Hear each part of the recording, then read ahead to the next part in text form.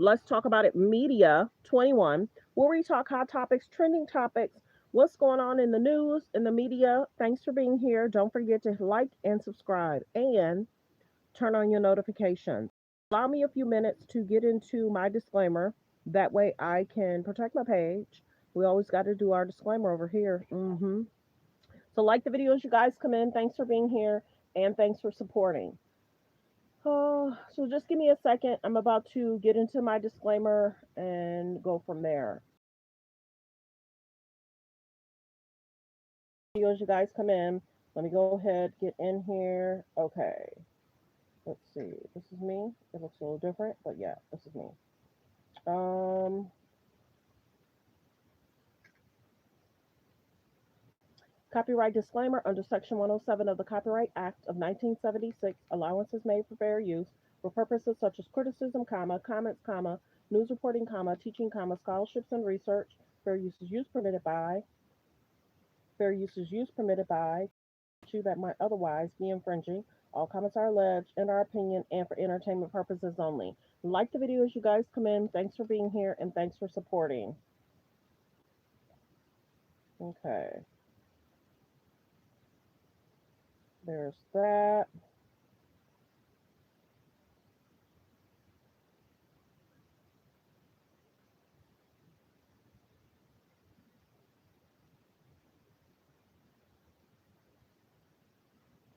Okay. So yes, just give me a few minutes. I can go ahead and play this now, but come on in, like the video as you guys come in. Continues to talk about the issue of affordability and its role in last Tuesday's elections. He hit on the topic multiple times today during an Oval Office event on lowering costs for weight loss drugs. He also said several times this week that Walmart's Thanksgiving meal will be cheaper than it was last year. So Walmart, to me, it's AAA, came out that nobody's going to influence them, I don't know that. But they just came out with a very powerful statement. They've done it for many years, that under the Biden administration, a Thanksgiving meal with all the trimmings costs 25% more. In other words, our Thanksgiving this year coming up will cost 25% less than Sleepy Joe Biden's. Now, to me, that's better than anything there is. I was angry last night with the Republicans. They said, you don't talk about this stuff. Nobody talks about it. I rely on a question from a reporter to get that out. We should be talking about it because they talk about affordability. They don't have affordability. What the Democrats do is they lie. We are the ones that have done great on affordability. They've done horribly on affordability. The only thing is they go out and they take commercials how under the Democrats you have affordability. It's just the opposite. We have much lower prices than they do. And we only have one thing, beef, because the cattle ranchers are doing well. We're going to bring the beef prices down, and they understand that, even if we have to help them out. But the beef also is not a big difference, but every price is down. The biggest price is energy. We're at almost $2 a gasoline. Okay, maybe I'm an armchair psychologist, but the president didn't sound particularly happy. They're sounding a little frustrated with things, and it's worth a quick fact check on that Walmart promotion. As ABC News points out, this year's bundle of Thanksgiving meal from Walmart has fewer items, 15 compared to 21, and a higher percentage. That's why. Like the videos, y'all come in. Of store brand items which cost less. So, overall bundle costing less, but there's less in it too. On the topic of groceries, prices in September were about 2.7% higher than they were last year, and about 1.4% higher than they were in January when Mr. Trump took office. That's all according to the most recent Consumer Price Index figures. Meanwhile, the national average for a gallon of gas is $3.08, according to AAA. That's only 2 cents lower than this time last year. John, it's so interesting to hear President Trump have to deal with exactly what Joe Biden had to deal with, trying to tell the American public that the economy is doing well when the American public is feeling that the economy is doing badly and that prices are high. I mean, it just sounds like exactly, maybe he should give him a call and get some tips, because it sounds like the two men are having to deal with the same issue. Well, that's a good phone call, Slim, okay? I think that, but there's no question, it's a similar tone for President Trump. It's just not what Americans are feeling right now. And to sort of be just almost in a denial, Sam Stein, about how affordability was the central issue on Tuesday. I'm going to read from to you Chris Hayes on X, the Everything site. He says, Trump saying, I don't want to hear about affordability is, in Chris's estimation, a real gift. Chris writes, usually he, meaning Trump, exists outside the realm and logic of gaffes. But that one's going to get a lot of play. And I think he's right. The idea that Trump is being dismissive, affordability, no, we've already solved that. That's simply not what Americans think. Yeah, and there's this idea in politics that you just don't want to present yourself as out of touch with voters, right? The whole "I feel your pain" idea that Bill Clinton popularized. This is the exact opposite of it. It's you don't have pain. I solved your pain, and I don't really think that translates. I mean, who knows what I know, right? But for a lot of Americans, obviously, I mean, look at any polls. It's not just that they feel like their situation is bad economically. It's that they feel like Donald Trump has worsened their situation. And they look at the tariffs and they say, well, that's not really help matters. They look at the cost of groceries and say, what's going on? They look at the cost of gas and say, it's not down that much. And here he is saying he's reduced everything. So it's deeply out of touch. And then I'll go back last, I can't get over it because it's so absurd. But to do all this while your family is profiting from a cryptocurrency, while you have wealthy donors giving to your gilded ballroom, and while your ex-best pal Elon Musk gets $1 trillion pay package, the juxtaposition is just insane. And I don't know why he doesn't see it. Usually his instincts are a little bit better than this, but he doesn't see it. You know, Trump always exists in a sort of denial, but actually, if someone made this point to me that I will repeat here, that every president, of course. Good morning, Paris. Good morning, good morning, good morning. Like the video as you guys come in. Did you see that video I posted? And did you see to the right? Did you see what I was talking about? Lives in a bit of a bubble. That's how it works. But this one, Trump in particular, this time around, Trump 2.0, so insular. He doesn't travel the country anymore. He doesn't hold rallies. He very rarely holds events outside of Washington. He does some foreign travel, to be sure, but very little domestic. He wasn't on the campaign trail at all. He's not talking to local officials. He's not talking to Republicans. I mean, he never was one for the rope line, but he's not hearing from voters. Like the video as you guys come in. Press 3 if you knew where you're watching from. Press 3 if you knew where you're watching from. Press 5 you've been here before where you're watching from. You can't spam my chat. Can't do that. Like the video, like the video. Even social media, when he was on Twitter, he at least, I'm told, would see things from other people, and sometimes it would make him mad, but he'd be exposed to other points of view. Now that he's only on Truth Social, which is just his acolytes, he's not getting that either. He is remarkably locked in his own little world right now, and remarkably out of touch. Like the video as you guys come in. Like the video as you guys come in. Be positive in the comments, but you cannot spam my chat. Like the video as you guys come in. Thanks for being here, everyone. Please hit the subscribe button as you come in as well. Please hit the subscribe button as you come in as well. Let's continue fair use reaction clip. Let's continue. Hold on, I'm waiting for the commercial to go past. I hope everyone's going to be able to get through. 2 million Americans who rely on the food assistance program. In the month of November, amid what is now the longest government shutdown in the history of these United States, the administration has announced that they're going to appeal the ruling. The Trump administration is currently only partially funding the program through November from the nearly $5 billion emergency reserve it has been required to dip into. Let's go to CNN's Caitlin Collins at the White House. Caitlin? Yeah, Jake, this is quite a ruling from this judge ordering the federal government to make these payments in full when it comes to these SNAP benefits for 42 million Americans who've kind of been left in the middle and the lurch of all of this, as there's been this dispute playing out inside the courtroom from groups that are suing the administration over not paying these benefits during this government shutdown. And something that stood out to me, Jake, is something the judge referenced in this decision today, in this ruling, saying that they must make these SNAP payments by Friday, by tomorrow, where he essentially pointed to something that the president said on Truth. So we can't confirm or deny if anything is going to be on people's cards because Trump said no again. Let's continue. Earlier this week, after the administration was ordered to pay about half of the SNAP payments, what they had from that contingency fund that they had, that had created a lot of questions here during the White House briefing, Jake, where Caroline Leavitt was acknowledging the president's post, but essentially saying that they were still complying with the court order. Those were actually talking points that were sent up to Republicans on Capitol Hill. The judge took it very differently and saw it as basically a rebuke of his order to pay those SNAP payments. And warning here that if this does not happen, there are millions of Americans, elderly and disabled, who could go hungry without these benefits being paid off in full. And so that's the question here of what the administration is going to do next, Jake, because we are told that they are going to appeal this decision that came down from Judge McConnell today, but we haven't yet heard from the White House or from the Office of Management and Budget on this matter. And certainly it is something that is becoming a crisis point for so many Americans in this moment and in this government shutdown that, Jake, right now, as we are here tonight, yes, there's a lot of conversations happening on Capitol Hill, but right now still no end in sight to that government shutdown. All right, Caitlin Collins at the White House with all the latest news. Thank you so much, and don't miss Caitlin on her show, The Source with Caitlin Collins. Tonight she's going to be joined by Republican Congresswoman Marjorie Taylor Greene. That's tonight at 9 Eastern, only on CNN. Let's bring in Republican Senator Roger Marshall of Kansas. Senator, so what do you make of the decision by the Trump administration to appeal this judge's ruling, the judge ordering the administration to fully fund SNAP benefits this month, and the Trump administration fighting that? Well, look, Republicans want to get the SNAP benefits, and we've given the Democrats 13 times to vote to do just that. And even tomorrow, they're telling us they're going to vote against SNAP benefits once again. So I think that the Trump organization, the Trump administration, was going to use these $5 billion of emergency funds that were meant for disasters. The judge told them to use those, so they will. But beyond that, then who do we choose? You know, there's only a certain amount of money left. Do we not pay the troops? Do we not buy infant formula? Do we not pay for school lunches? What the real issue is here, my friends across the aisle need to come on back and fund the government again. The president talks about the cost of living a lot. This is what he said on Fox just yesterday in reference to Tuesday's elections. We've done so much. You know, energy is way down. Look at energy. We're going to have $2 gasoline. I did that. That brings everything else down. Groceries are way down other than beef. Now, beef is going to come down. You know, we have to do that. The fact is we have prices way down. We have prices down. Our country's doing well.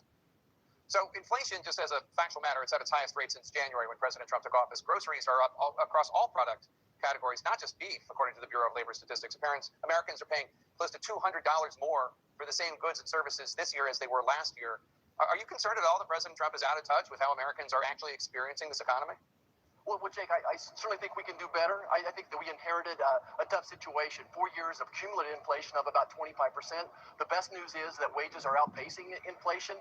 Food inflation is around 3% right now compared to, again, that 25% in inflation. We want to do better. He's absolutely right that the price of gasoline is down from over $4.50 a gallon to $2.50 a gallon. Interest rates are down, but we've got work to do, and I look forward to doing just that. We need to impact the cost of health care. Housing are things that I'm concerned as well. That the Biden administration left us with some huge problems in those areas. So I'm looking forward to try to tackling the cost of healthcare, the cost of housing, and others. I don't have to tell somebody from Kansas that the tariffs are having an effect on prices as well. Look, I think that they're overstated. I think that we import less than 20% of our goods. The average tariff is going to probably impact the price to people here at home 1 or 2%. It's going to be a one-time hit as well. And at the other hand, we're bringing in more manufacturing jobs as well. So we use them for good leverage. We shipped our big ships of sorghum today. Yesterday was soybeans. So the tariffs, in my opinion, have worked for good leverage in bringing some of those jobs back home here as well. Congresswoman Marjorie Taylor Greene, a Republican of Georgia, talked with CNN about the president's focus around Tuesday's election. Take a listen. Also blame that on who's advising him in the White House. You know, keeping him on nonstop tours around the world and nonstop meetings with foreign countries' leaders is not America first. It's just not. I think domestic policy should be the most important issue that the president and the Republican-controlled House and Senate are working on, and that showed up in the election on Tuesday. If you're like me and are tired of your skinny jeans but want to find... Like the video. It's about 121 and 27 in the building. Press 3 if you knew where you're watching from. Press 3 if you knew where you're watching from. Press 5 if you've been here before and where you're watching from. Let's continue. Fair use reaction clip. Let's continue. That showed up in the election on Tuesday. Do you agree? In the election on Tuesday. Hold on. Are working on, and that showed up in the election on Tuesday. On Republican-controlled House and Senate. It's an important issue that the president and the... Good morning, Texas. One of my favorites. Hello. Thanks for being here, Paris. Good morning, good morning, good morning. Good morning, Anonymous. Thanks for being here, you guys. Republican-controlled House and Senate are working on, and that showed up in the election on Tuesday. Do you agree? Of course not. I think that mission that President Trump was on was the most successful trade trip that it's ever taken. Meanwhile, the proof is in the pudding. Our border's secure. The price of gasoline is down. Like we talked about, our one big beautiful bill, the largest tax cut in American history. You know, there's no tax on tips, overtime, Social Security. We made permanent some of the great things for small business growth as well. Things like no taxes, or there's 1-year tax deductions for things like interest rates, those types of things as well. So I think if that one bill had more accomplishment in it than my previous 4 years here as well. So I think there's a time to be abroad, there's a time to be here as well, and the president is accomplishing both of those. Hello, it was a huge tax cut, but a lot of it went to wealthy people. A lot of people, economic experts, describe the One Big Beautiful Bill Act as the greatest transfer in the history of the United States from the lower class to the upper class. So actually, wealthy people did not get a tax cut. We kept their taxes the same. But certainly people that were on Social Security, overtime, tips, those people certainly were going to see improvement. But the biggest improvement is going to get by the small business tax benefits, where we were taking care of bonus depreciation, the interest, like I talked about as well, being able to write off research and development. This is a pro-growth bill, and I think that everyone's going to benefit from it. The president posted today about ending the filibuster. That seems to be his solution for ending the shutdown. Just to get rid of the filibuster. He wrote, quote, "The Democrats will terminate the filibuster in the first hour if and when they assume control of power. Republicans have what the Democrats want. We should do it now and have the greatest 3 years in history." Would you support getting rid of the filibuster? Look, every day that this shutdown goes on longer, I start leaning that direction. Instead, what I'm going to start pushing for is making the filibuster a constitutional amendment. And if we can get Democrats to support that, that's going to reassure me that they're not going to go nuclear on us next time that they have control of the Senate as well. I think that's the best solution out there. So I'm not there yet to nuke the filibuster, but it has a great place. It has a great way of protecting the minority. Sometime again, Republicans will be in the minority. It'll protect us. Right now, it's protecting Democrats, but I want it to be enshrined in the Constitution. This holiday season, like the video, fair use reaction clip. Please like the video as you guys come in. Thanks for being here and thanks for supporting the channel. Effectively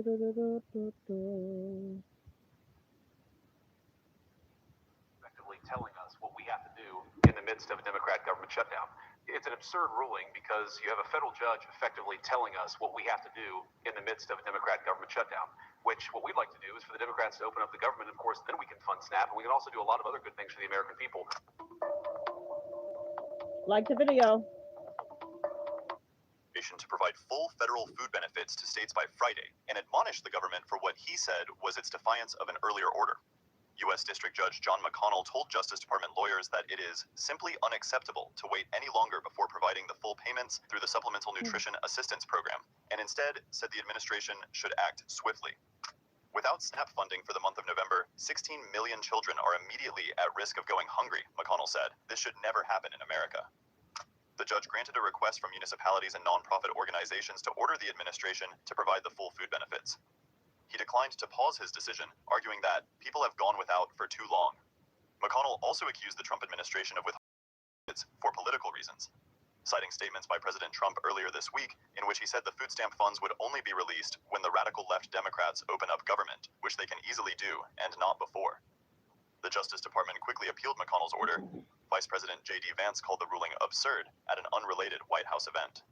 Look, Jackie, it's an absurd ruling because you have a federal judge effectively telling us what we have to do in the midst of a government shutdown, which what we'd like to do is for the Democrats to open up the government. Of course, then we can fund SNAP, and we can also do a lot of other good things for the American people.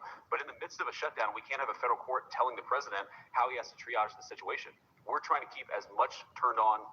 We're trying to keep as much going as possible. The president and the entire administration are working on that, but we're not going to do it under the orders of a federal judge. We're going to do it according to what we think we have to do to comply with the law, of course, but also to actually make the government work for people in the midst of the Democrat government shutdown. If they would like to end this, we would welcome working with them to end this government shutdown, and then we wouldn't have to triage what we're going to fund and what we're not going to fund. And the last thing that I'll say is the American people are unfortunately about to start suffering some very real consequences because of the shutdown. In the past, when you had a government shutdown, you would have under the Obama administration, they would lean into all of the problems it was going to cause for the American people at the beginning of the shutdown. The president has told us to keep as much going as humanly possible. But after 30 days of this thing, 40 days of this thing, you're going to start seeing very real travel delays. That's because the Democrat government shut down. You're going to start seeing SNAP benefits run out. That's because the Democrat. And we see the flight delays. We see the benefits are not there. Government shutdown. They should stop the charade and open up the government. That's what we want them to do. We've been asking them to do it for 40 days. It's time. And you know, one other thing, our country has to remain very liquid because problems, catastrophes, wars, could be anything. We have to remain liquid. We can't give everything away based on a number. Here's an example. When I was president, the number that you're talking about was a tiny fraction of what it is now. Biden went totally crazy, gave it to anybody that would ask, gave it to people that were able-bodied, had no problem. Anybody that would ask, we get the number. And it's many times the number of people are on. This wasn't meant for that. It was meant for people that had real problems. In many cases, people that were down and out, people that could be saved. It wasn't meant for people that could do whatever they want. The people that say, well, I don't think I'll work. I'll just, collect this money. Take a look at the number of what it was during my administration. Why are you asking about my channel? Like the video as you guys come in. Don't be rude. Don't be making weird comments. It's a distraction. Move away. You're timed out, weird people. Hug yourself. Go run your own channel. Robotic. And what it was during the Biden administration, it went up many, many times my first term. One other thing, a number came out today that was amazing. Walmart. I trust Walmart, Arkansas, great place, Arkansas, great company, Walmart. They announced today with, after many years, they do this every year for many years, that Thanksgiving for the United States of America under Donald Trump as president is 25% less for a Thanksgiving meal with all the trimmings than it was. But there's less items. Watch the play. There's less items from years before. And he's not telling us that. Under sleepy Joe Biden's administration. So we talk about affordability. I think that's the best chart. That's better than a poll. That's better than anything I can think of. So Walmart, which everybody trusts, and I trust, and everybody trusts Walmart, they're not looking to do anything except give the numbers. And they have for many years. They talk about the cost of Thanksgiving and the cost of living through Thanksgiving and enjoying Thanksgiving. For Joe Biden, it was 25% more than it is for me at a later time. Our energy costs are way down. Our groceries are way down. Everything is way down. And the press doesn't report it. The press reports whatever the con people say. I call the Democrats con men and women. They make up numbers. But when you look at 25% reduction in costs for Thanksgiving between Biden and me, meaning this administration, that's a tremendous number. It's the biggest reduction in costs in the history of that chart or whatever it is they do. That do a synopsis of everything. They cover every element of Thanksgiving meals. 25% down. So I don't want to hear about the affordability because right now we're much less. If you look at energy, we're getting close to $2 a gallon gasoline. With Biden, it was $4.50, $5. Another thing, inflation. We had the worst inflation in the history of our country. Now we have virtually no inflation at all. It's down at a very low number and a very normal number. The affordability is... There's about 210 in the building. There's about 210 in the building. Please hit the subscribe button. Please hit the subscribe button and turn on your notifications. Thanks for being here. Like the videos you guys come in. The like should match the views. Let's continue to hit the like button. Thank you for being here. Thanks for watching. Fair use reaction clip. It's better with the Republicans. The only problem is the Republicans don't talk about it. And Republicans should start talking about it and use their heads because we have great numbers. We have greatest, and they're going to only get better. How can a person not be concerned about children or the elderly or single parents? How could a person not be concerned about children, elderly, and single parents and people that need it? People that do work get it as well. How is that possible? They're talking about everything else but the elderly and children. How is that going past people? How are people not concerned about that? Let's continue. Fair use reaction clip. All these jobs open up, all these factories open up that are being built all over our country. I mean, we are building auto plants. We're building AI plants. We're leading in AI over China and everybody else. When all of these plants start opening, we're going to have a revolution, a positive revolution, economic revolution like never before. I wanted to hear if you have an update on the Russian oil sanctions. We're seeing reports that the exports are way down. So how do you think that could affect the war in Ukraine, the United States interests, and your partners here tonight, too? Well, I can say that the exports from... I see that, Paris. I see that comment. There's some, whatever I say, I have to watch what I say. Remember when we had the issue of the world and people were in their homes? How was that even not more protected then? Where's all those people at right now? Where did they bury all those people? You know what I'm saying? And then think about it. If they said that the terrorists brought us money, if the terrorists brought us so much money, why aren't we using that tariff money to fund this? And why aren't federal workers that are working not getting paid? Why is he not talking about that? And he has said some of them might and some of them might not. How are you not paying people that's doing the job? What is wrong with people? Real talk. Federal workers not getting paid, some of them about to be evicted. Everybody, if you can, make sure you have a 4-month, 6-month savings. Real talk. 4 months to 6 months savings. Let's continue. Russia are way down. We'd just like to see an end to the war. We'd love to see an end to that war. So many people are being killed. A lot of Russian soldiers are being killed. So we think at some point they're going to get very smart and they're going to do that. So yeah, the Russian exports are substantially down. Trump's doctrine on foreign policies, in particular relation to South and Central Asia and China? Well, look, we had a tremendous meeting, as you know, with President Xi in China. And my doctrine would be denuclearization because we have enough nuclear. We're number one, Russia's number two, China's number three. Way behind, but they'll be even in 4 or 5 years. They're working overtime on nuclear weapons. And see, those federal workers probably would have never thought they would be in that situation. So federal workers not being paid, people, elderly and children aren't getting food, and people are not getting food. And then the airports are slowing down. Baby, this is a piece of work. I think that denuclearization would be a great thing. We could blow up the world 150 times. There's no need for this. I think we're going to have, I've spoken to President Putin about it. I've spoken to President Xi about it. And everybody would like to spend all of that money on other things, people that really, things that can benefit people now. So I think something like that could happen, the denuclearization. It's really, I want peace through strength, but we want peace all over the world, and we're very close to getting it. And y'all know I don't normally agree with TMZ, but what they said, a lot of those people don't even need to be in Congress. Real talk. Some of them are too old. They not paying attention to what's going on. A lot is going on. It's a lot. Like the videos you guys come in. There's about 192 in the building. Please hit subscribe and please turn on your notification. Please hit subscribe and turn on your notification. They warned us early about stocking up on food. They did, Paris. Did they not? They had said start doing farming on your own. Make sure you got stuff in the window. Remember how people were showing us their outdoor gardens? They did. They told us. 265 in the building. Please hit subscribe. Let's continue. Fair use.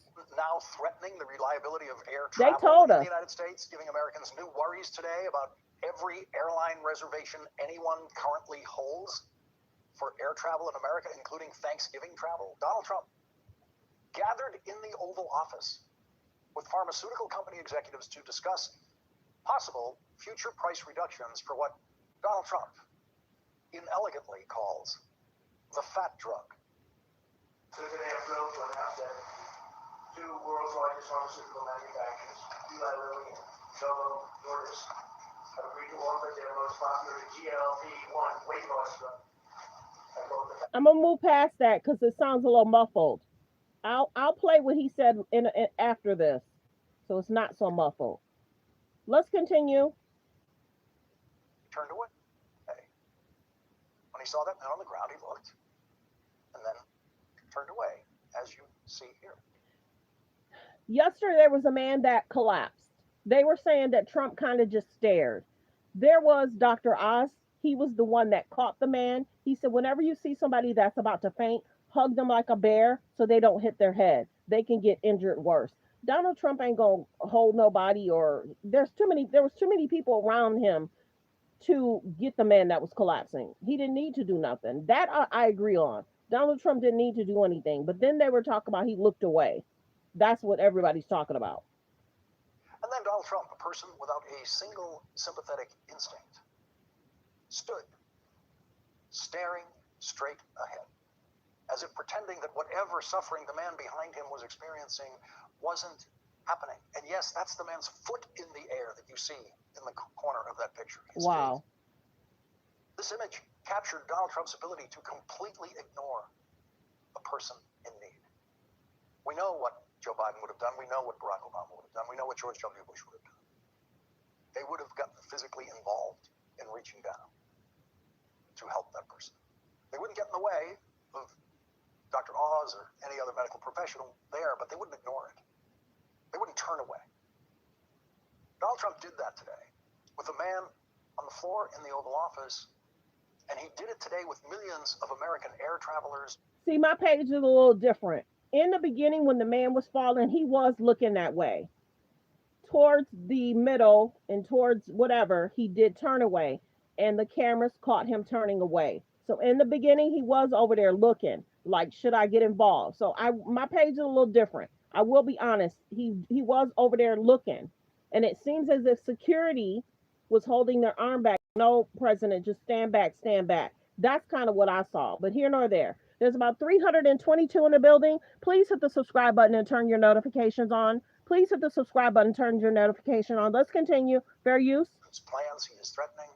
And he did it today with millions of Americans who are worried about their ability to afford food because Donald Trump is trying to take their supplemental nutrition assistance benefits away. The judge in Rhode Island continues to order Donald Trump to fund those benefits fully. Yeah, there was a lot of men there to catch him, right, Paris? There were. It is the same Oval Office where Donald Trump congratulated Elon Musk for taking food out of the mouths of starving children and starving people in famine conditions in Africa. It is the same Oval Office where Donald Trump congratulated Elon Musk for denying life-saving medicine. I think I got the picture. Has been giving to fight AIDS in Africa for over 20 years, thanks to a very successful program created by President George W. Bush and Dr. Anthony Fauci. Elon Musk killed all of that. See, they caught him. See, he was looking. Approval, which led Bill Gates to describe Elon Musk as the world's richest man, killing the world's poorest children. The New Yorker is reporting on a new analysis that shows that Donald Trump and Elon Musk's destruction of the United States Agency for International Development has already caused the deaths of 600,000 people, 2/3 of them children. I don't know if he touched the guy, but in the beginning he was looking concerned. Those dying children in Africa far behind his back. The way that's. But see, there's the other picture of them saying his back is turned. So there's a picture of him looking, and then there's the video. He's asking, "Are you okay?"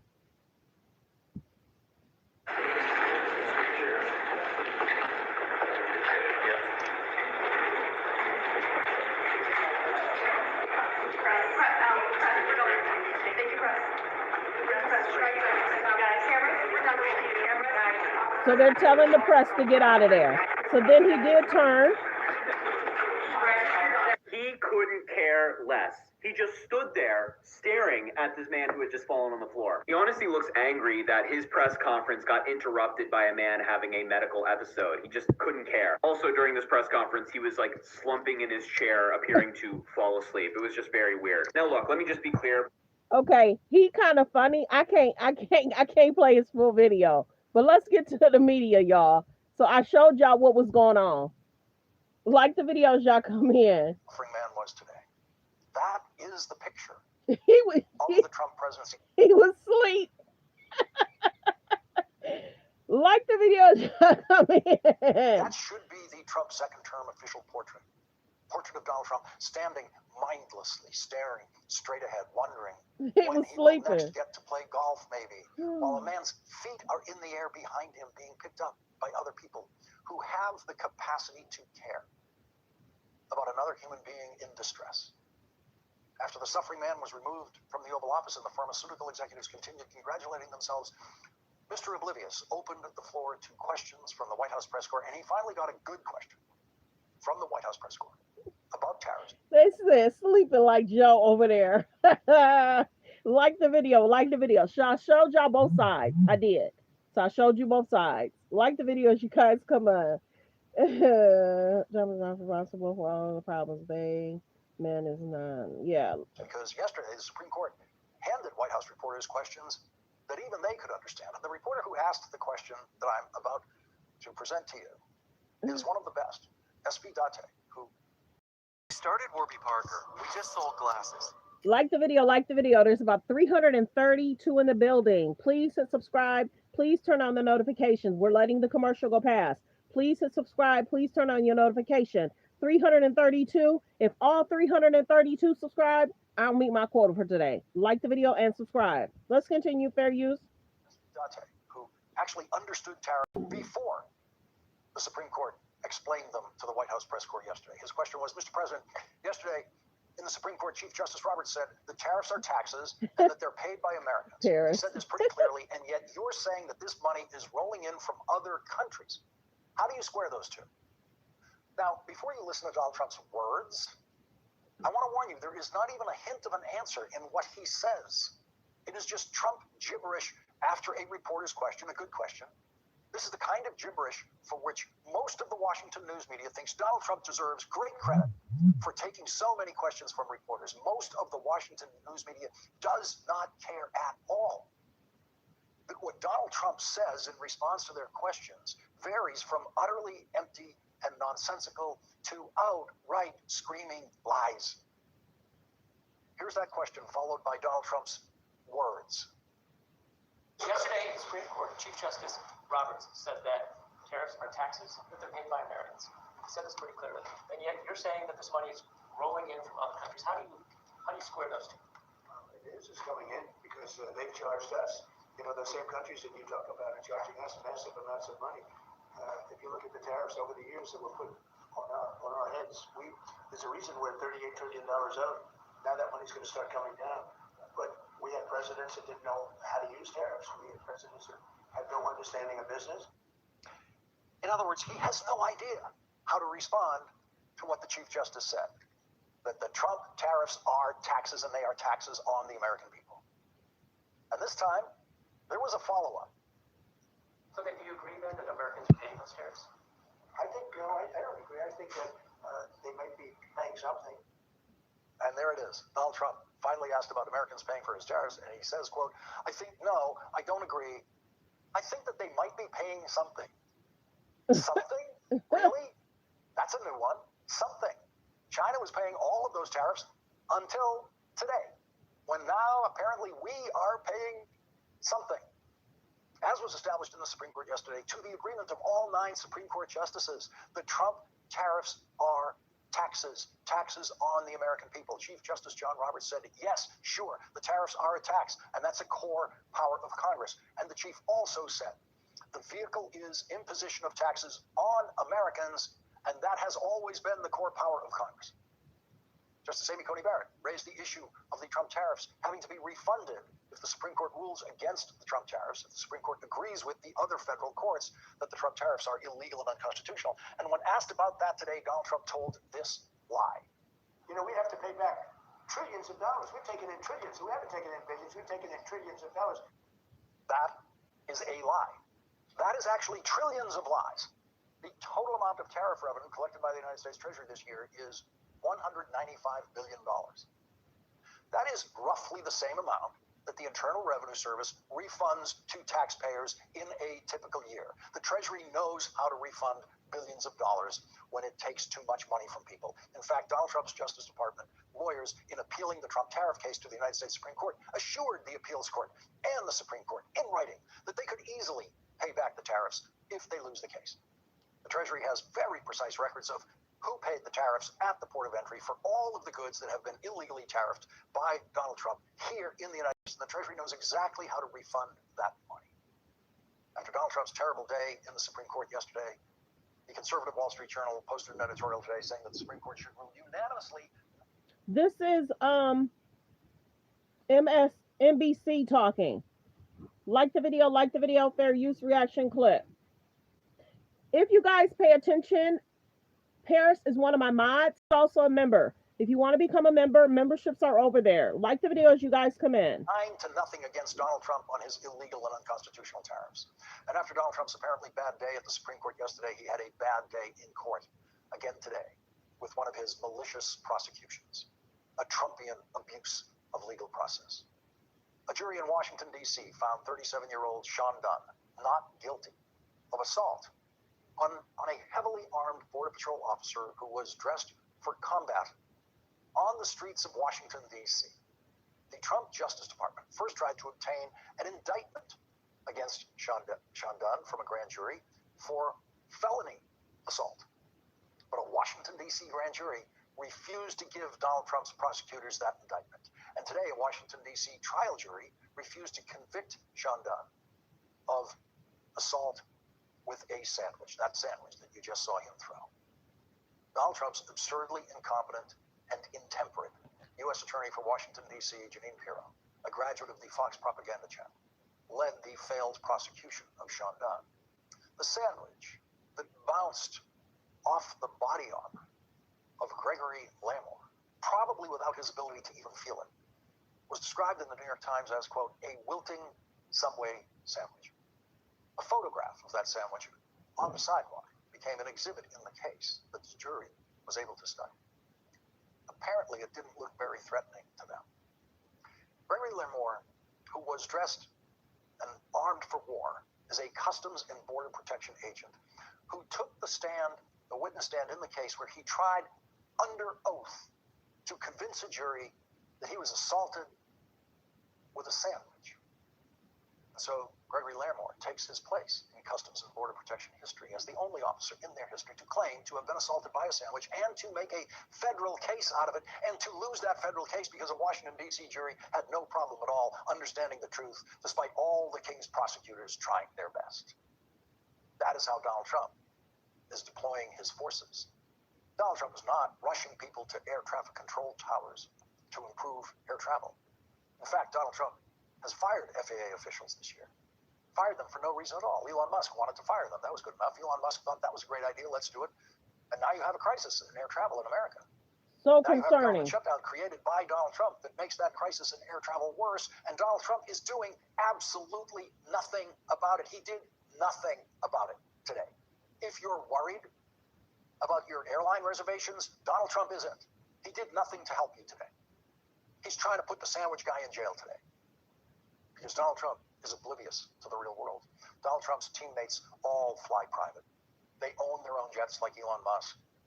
Or they've been provided now with government jets, like Donald Trump's FBI director who uses the FBI jet for date night in America because his girlfriend lives in Nashville and he lives in Washington, D.C.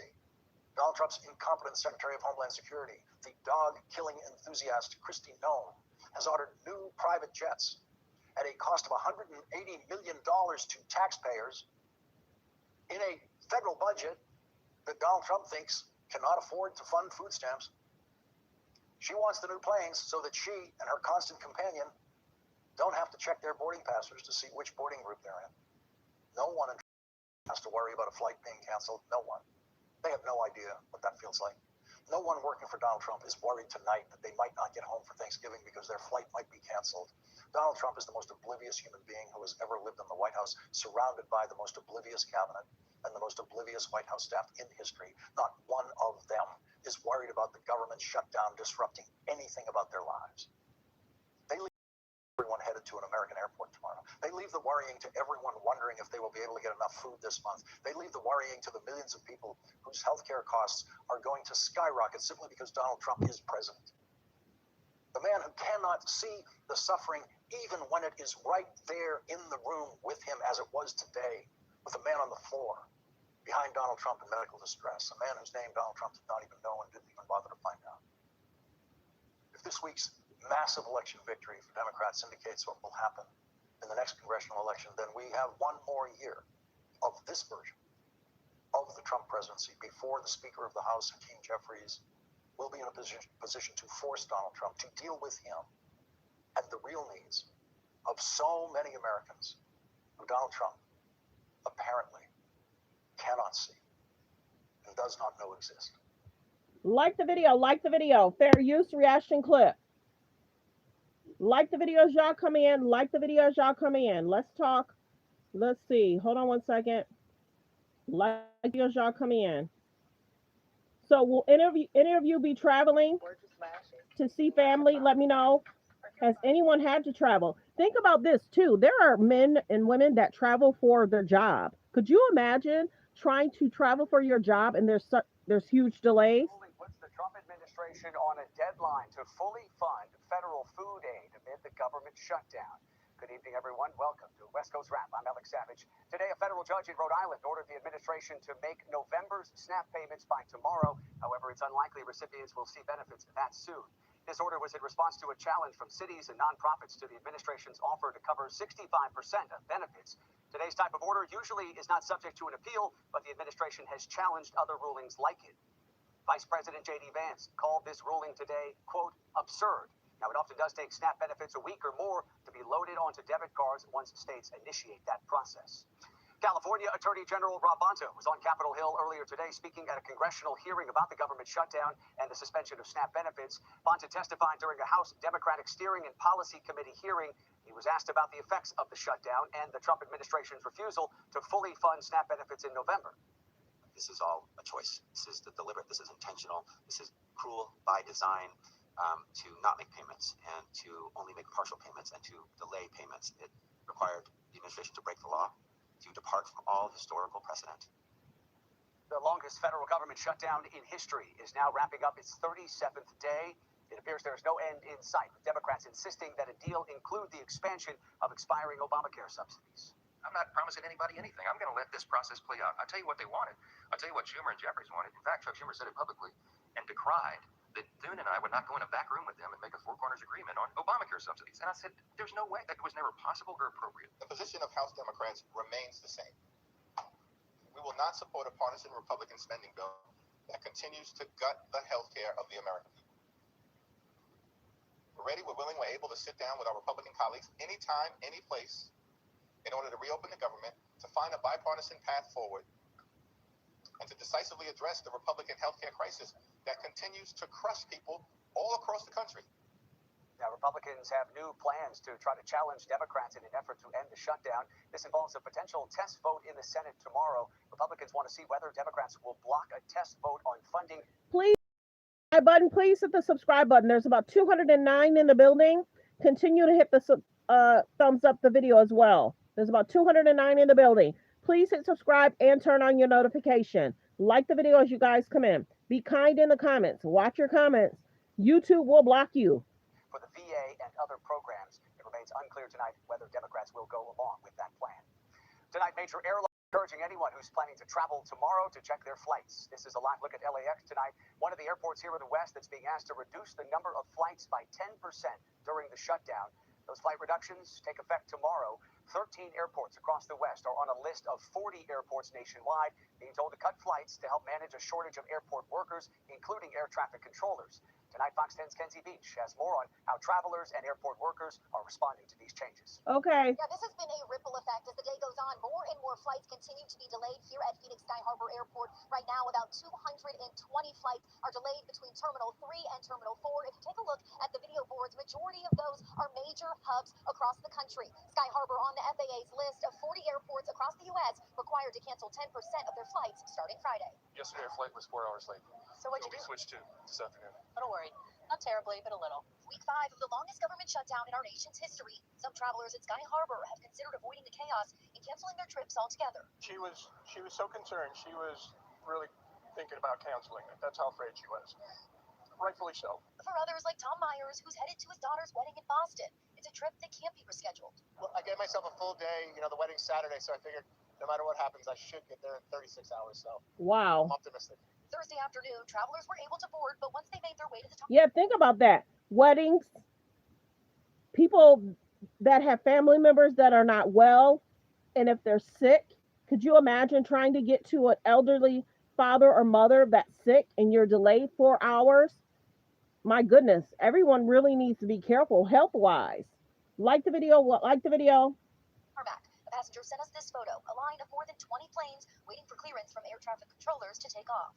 Decided I want to go early, just in case this flight's delayed, I don't miss my connection. Come Friday, 10% of flights coming in and out of Sky Harbor will be canceled, leaving many worried about making it back home. I'm a mom, and so I want to get back to my kids. I'm scared I'm not going to be able to come back when I want to. I'm the primary caregiver, so coming back, I need to be able to take care of them. We don't have a choice. We have to be in Boise, so it's what it is. Air traffic controllers and TSA officers will be out 2 full paychecks. Javon Pekovich, a TSA officer at Sky Harbor, and a union representative telling us they have no choice but to come to work. Come to work or you're going to face discipline, which discipline equals to removal from service. Many living paycheck to paycheck, the union has been paying for 1 meal a day. You shouldn't have to go get a loan to come to work. Like, I'm supposed to get a paycheck so I can come to work. The question is, who's going to pay those late fees? Who's going to pay the interest on those loans that are when you're forcing people to get loans? That's people right. Are in fear, so they go out and do that. Who's going to pay for all that? The good news, TSA. People got to pay rent. They got to have groceries. They got to be able to drive to get to work. Those people not getting paychecks is crazy work. Officers still showing up here at Phoenix Sky Harbor Airport, those security wait times sitting at about 10. Please hit the subscribe button, you guys. We're almost at our quota. Please, 50 people hit subscribe. We're almost at our quota. 50 people hit subscribe. We're almost at the quota. Please turn on the notifications as well. Press 3 if you knew where you're watching from.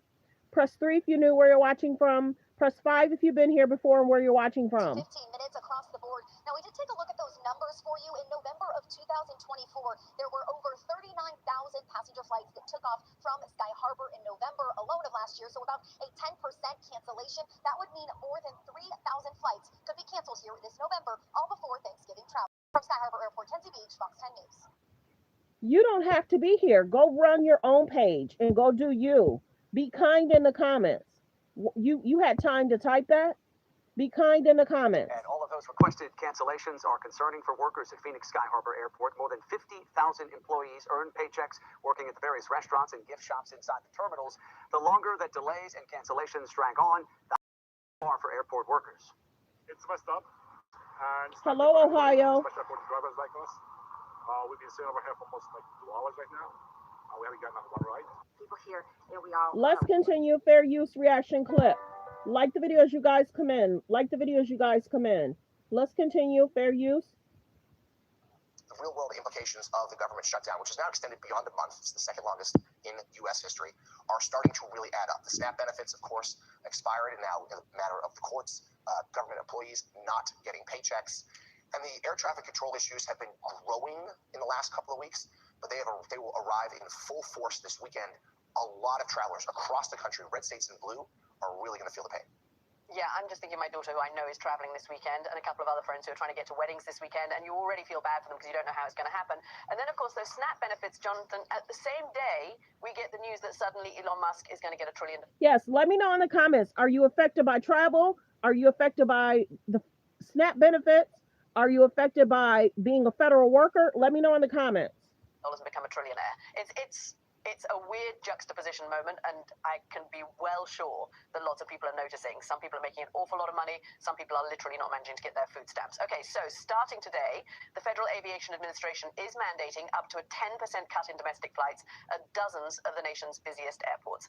Major hubs affected include airports in New York, Los Angeles, Chicago, Atlanta, and Dallas, with thousands of daily flights at risk.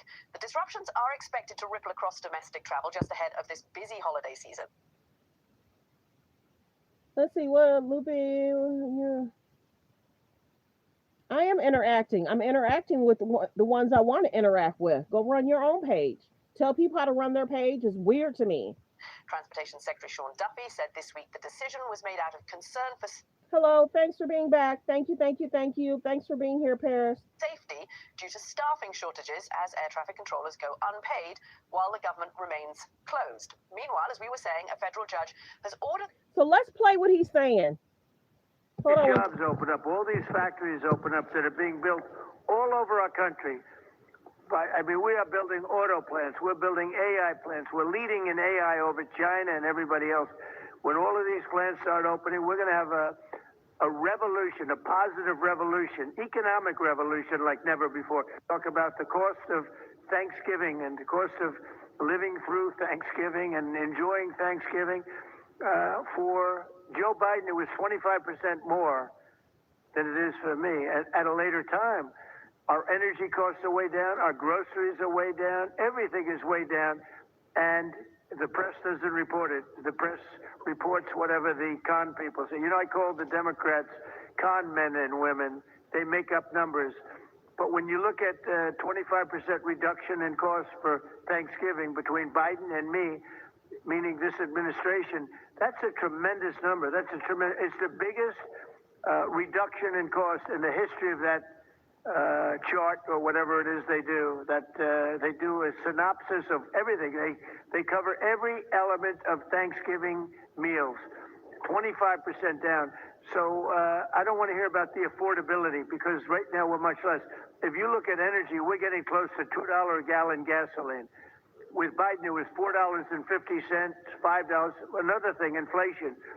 Worst inflation in the history of our country. Now we have virtually no inflation at all. It's down at a very low number and a very normal number. So the affordability is much better with the Republicans. The only problem is the Republicans don't talk about it. And Republicans should start talking about it and use their heads because we have great numbers. We have and they're going to only get better. When all these jobs open up, all factories open up that are being built all over our country. I mean, we are building auto plants. We're building AI plants. We're leading in AI over China and everybody else.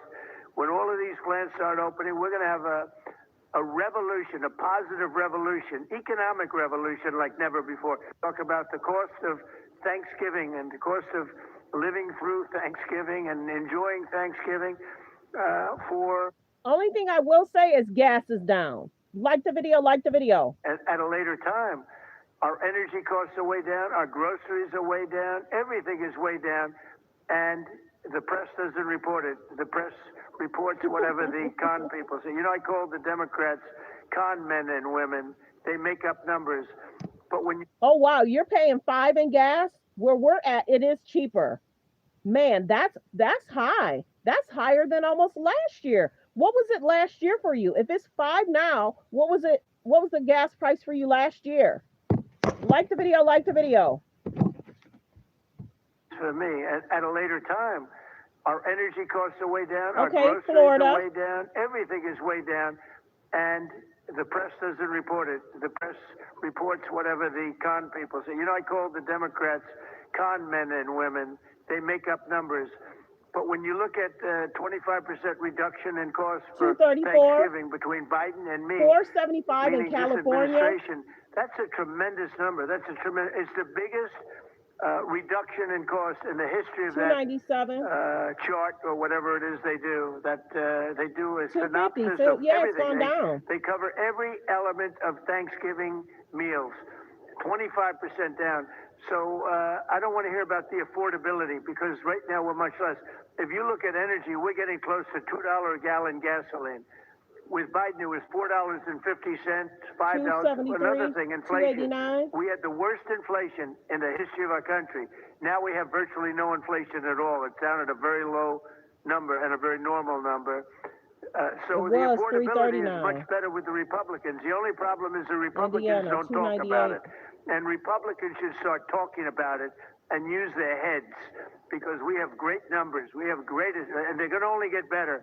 When all these jobs open up, all these factories open up that are being built all over our country. I mean, we are building auto plants. We're building AI plants. We're leading in AI over China and everybody else. When all of these plants start opening, we're going to have a revolution, a positive revolution, economic revolution like never before. Talk about the cost. Okay, let's continue with the news. Fair use reaction clip.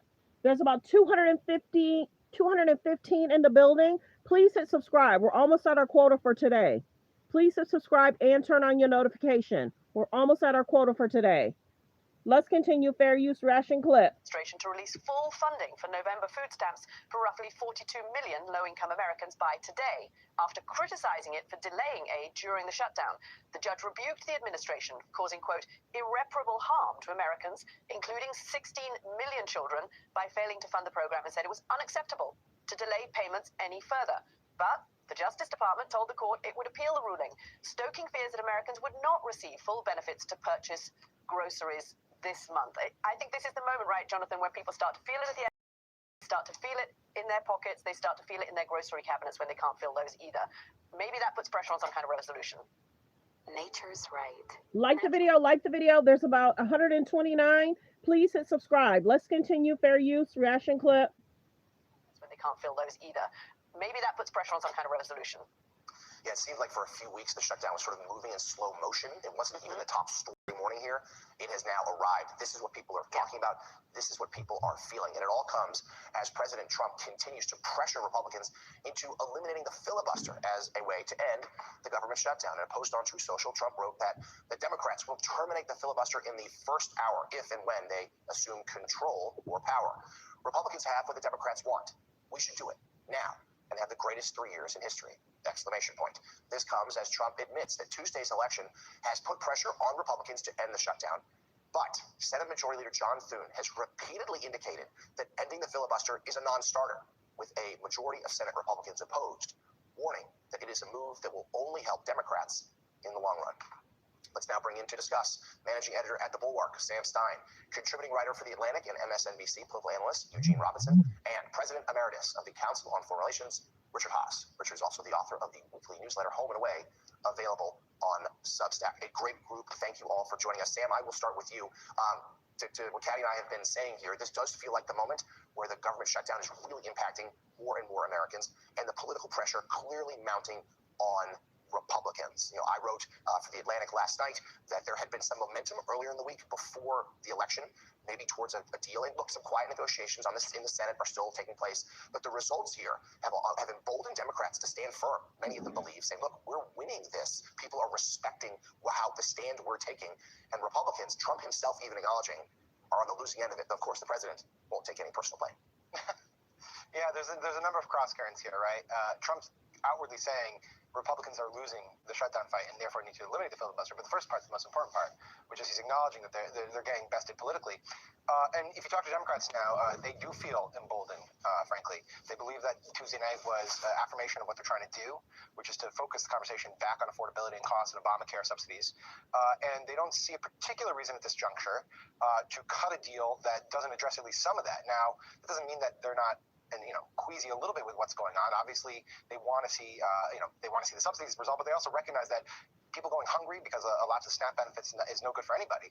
And so what you have now is them trying to figure out what the right off ramp is, and you have Republicans trying to figure out what can they actually get away with. And Gene, I look at this. I have to admit, early on, I thought that Democrats would have folded a lot quicker because maybe that's just in their DNA. But they do seem to be emboldened by the political moment.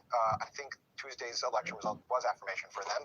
What are your sort of takeaways from how the Democratic Party is approaching this in the past couple of weeks? Well, look at the Democrats' motivation, right? Both the stick and the carrot. The Democratic base had been just hankering for them to fight. Right. They've been demanding that they fight the Trump administration and the Republicans on something, on anything. And here is this huge issue: healthcare. Healthcare costs about to rise, or rising now substantially, hugely for a lot of Americans. And then the carrot is, look at Tuesday's results. I mean, look at what happened. This has been a political winner for the Democrats so far. You can't argue that it has hurt them at all, and you can certainly argue that it's helped them a lot. And so what's their incentive? On the one hand, you've got the Democrats saying, healthcare, we have to give people healthcare. On the other hand, you have Republicans saying, clean CR. What is a clean CR? I mean, those don't resonate the same way. Jonathan, I will just add, the other thing is that you have this dichotomy, this juxtaposition of them fighting for these issues and Elon Musk getting this massive payout package, and Donald Trump seemingly obsessed with how much gold trimming he can put on his ballroom. It doesn't help that Republicans have to deal with this in the backdrop. Yeah, the optics here are extraordinarily bad for Republicans. We saw again the shots at the Oval Office yesterday, just festooned with gold everywhere. We know that President Trump knocked down the entire East White House to put up a ballroom for wealthy donors, predominantly. And now, Elon Musk is not part of the government anymore. The fact that he's going to receive a $1 trillion pay package at a time when so many Americans are hurting. Musk, of course, associated so closely with Trump these days. That doesn't help their chances, their optics either, Richard Haas. Clean CR, by the way, the name of Sam Stein's fantasy football team. Struggling so far this year. But let's talk about the number of times where Republicans in this Trump term, have defied him are, you can count on fingers on one hand. But this is a moment, at least for now, where Senate Majority Leader Thune and others are saying no. Like actually blowing up the filibuster is a bridge too far because it would eliminate what little power they still have over there on that side of Pennsylvania Avenue and just be a pure rubber stamp for Trump. But also concerns, hey, someday, as much as the Republicans are trying to steer things so they'll stay in control, Thune's realistic. Someday we won't be in power and we'd be handing Democrats a gift. Actually, yeah, obviously, what goes around comes around. And to get rid of the filibuster now would obviously give Republicans a big advantage, but it would be short-lived, shall we say, or temporary. We're finally beginning to see the two things come together. One is senators and congressmen tend to care about institutional prerogatives, and Republicans have been surprisingly unconcerned up to now. We're beginning to see elements of that walk into the conversation. And I think things, Jonathan, it's more your lane than mine, but are slightly different after Tuesday. The idea that Donald Trump is not, if you will, on a roll politically, that there was significant pushback in two states, as well as New York City, as well as the California vote, and not just the blue areas, purple areas, if you will, like New Jersey and Virginia. I think what you're beginning to see are Republicans on the Hill recalibrate. And for the first time now in, 10 months, they're beginning to think, how do I position myself? So, yeah, I don't necessarily get primaried. On the other hand, one day there will be a general election. I have to also do okay. And I can't just be lockstep with Donald Trump. On certain issues, like SNAP benefits or whatever, I've got to begin to distance myself. That's a different calibration, and I think it's good for American politics. Yeah, and certainly there is some recognition in the White House that they got bested this week, and mostly on issues of affordability and aides to the president. And sort of been quietly saying, hey, we know we need to change course and start talking about that. President Trump, he didn't quite go there, and he's still trying to hold on to that mantle. So we're going to get into that in a moment. Very revealing comments from President Trump about what it seems to be the signature issue in today's American political landscape. Like the video. So he had the press conference when that man fainted. So let's hear what he had to say to the people. Let's get to that video when he's talking to the people. Like the video as y'all come in. If the volume's not good, I'll try and find another page, but let's hear what he has to say. Like the video as you guys come in.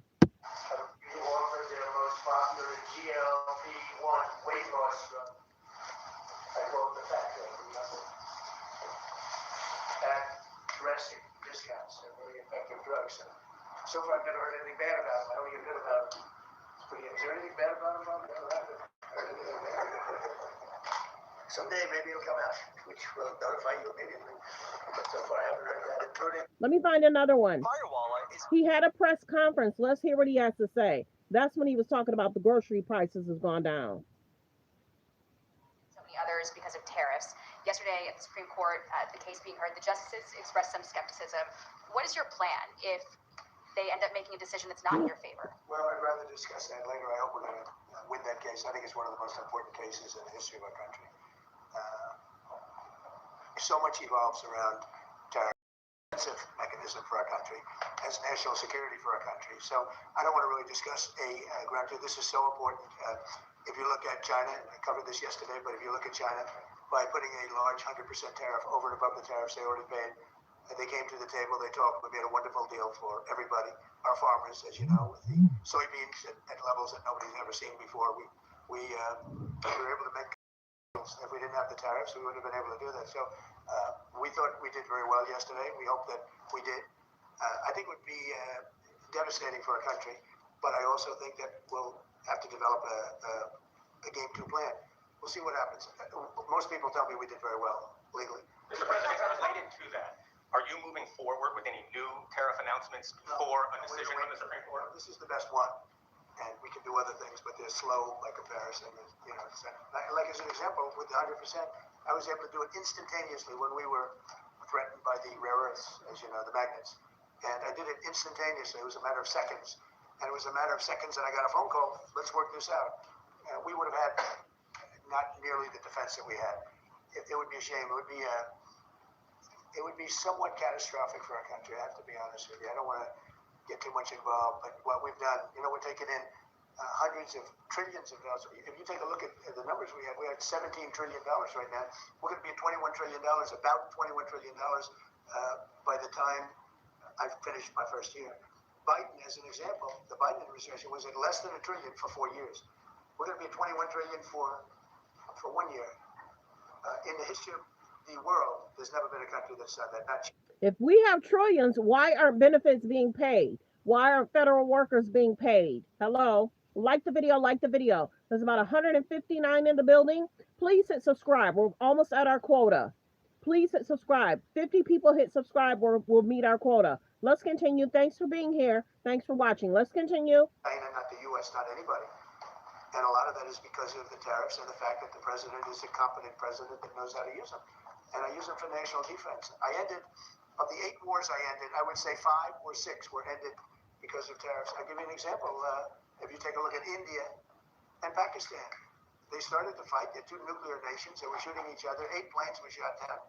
It was 7, now it was 8 because the one that we sort of shot down is now abandoned. And 8 planes were shot down. And I said, listen, if you guys are going to fight, I'm going to put tariffs on you. And they both went, you know, they were not happy about that. And within 24 hours, I settled the war. If I didn't have tariffs, I wouldn't have been able to settle that war. So it's great national defense, and you have to be quick moving. You can't wait around for months and months while you're doing studies and you're doing all of this, or go back to Congress. Look at Congress. We can't even get a continuation from Congress. Think of that. How would you have to go back to Congress? You have to do the spur of the moment. Because just so you understand, we're hit spur of the moment. You know, other countries have used tariffs that absolutely they would have destroyed us. If I didn't come along, our country would be destroyed right now. The tariffs have made us rich in terms of national security. They've made us secure.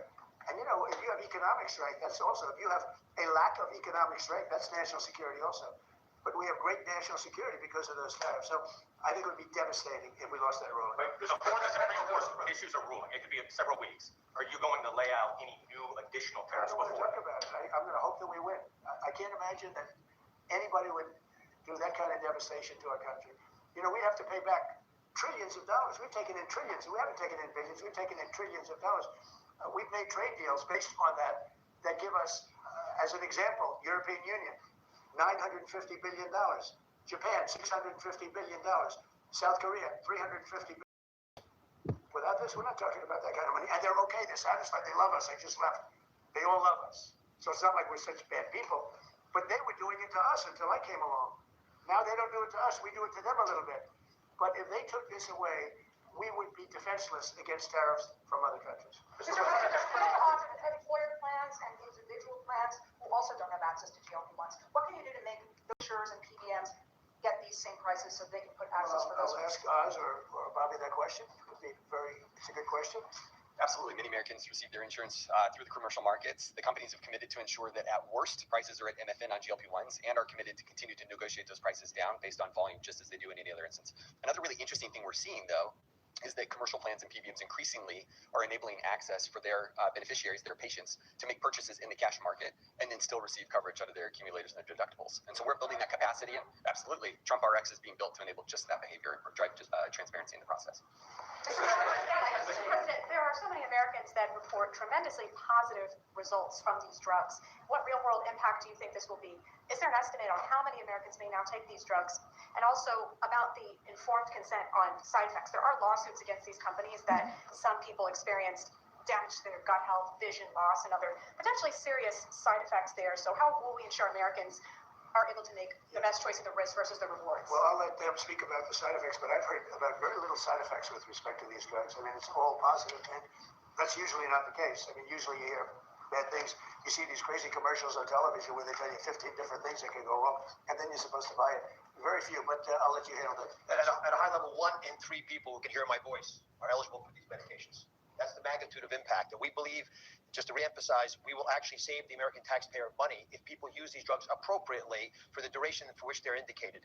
There are always going to be side effects of anything. Anything strong enough to help you is strong enough to hurt you. The question is the trade-off worth it? We know the ravaging risks of obesity and all downstream issues ranging from diabetes and hypertension to renal failure, dementia, heart disease, my specialty. But I'll ask Dave Ricks from Lilly to maybe start off because he can give an honest appraisal of potential risks people should be aware of. There's no free cheese.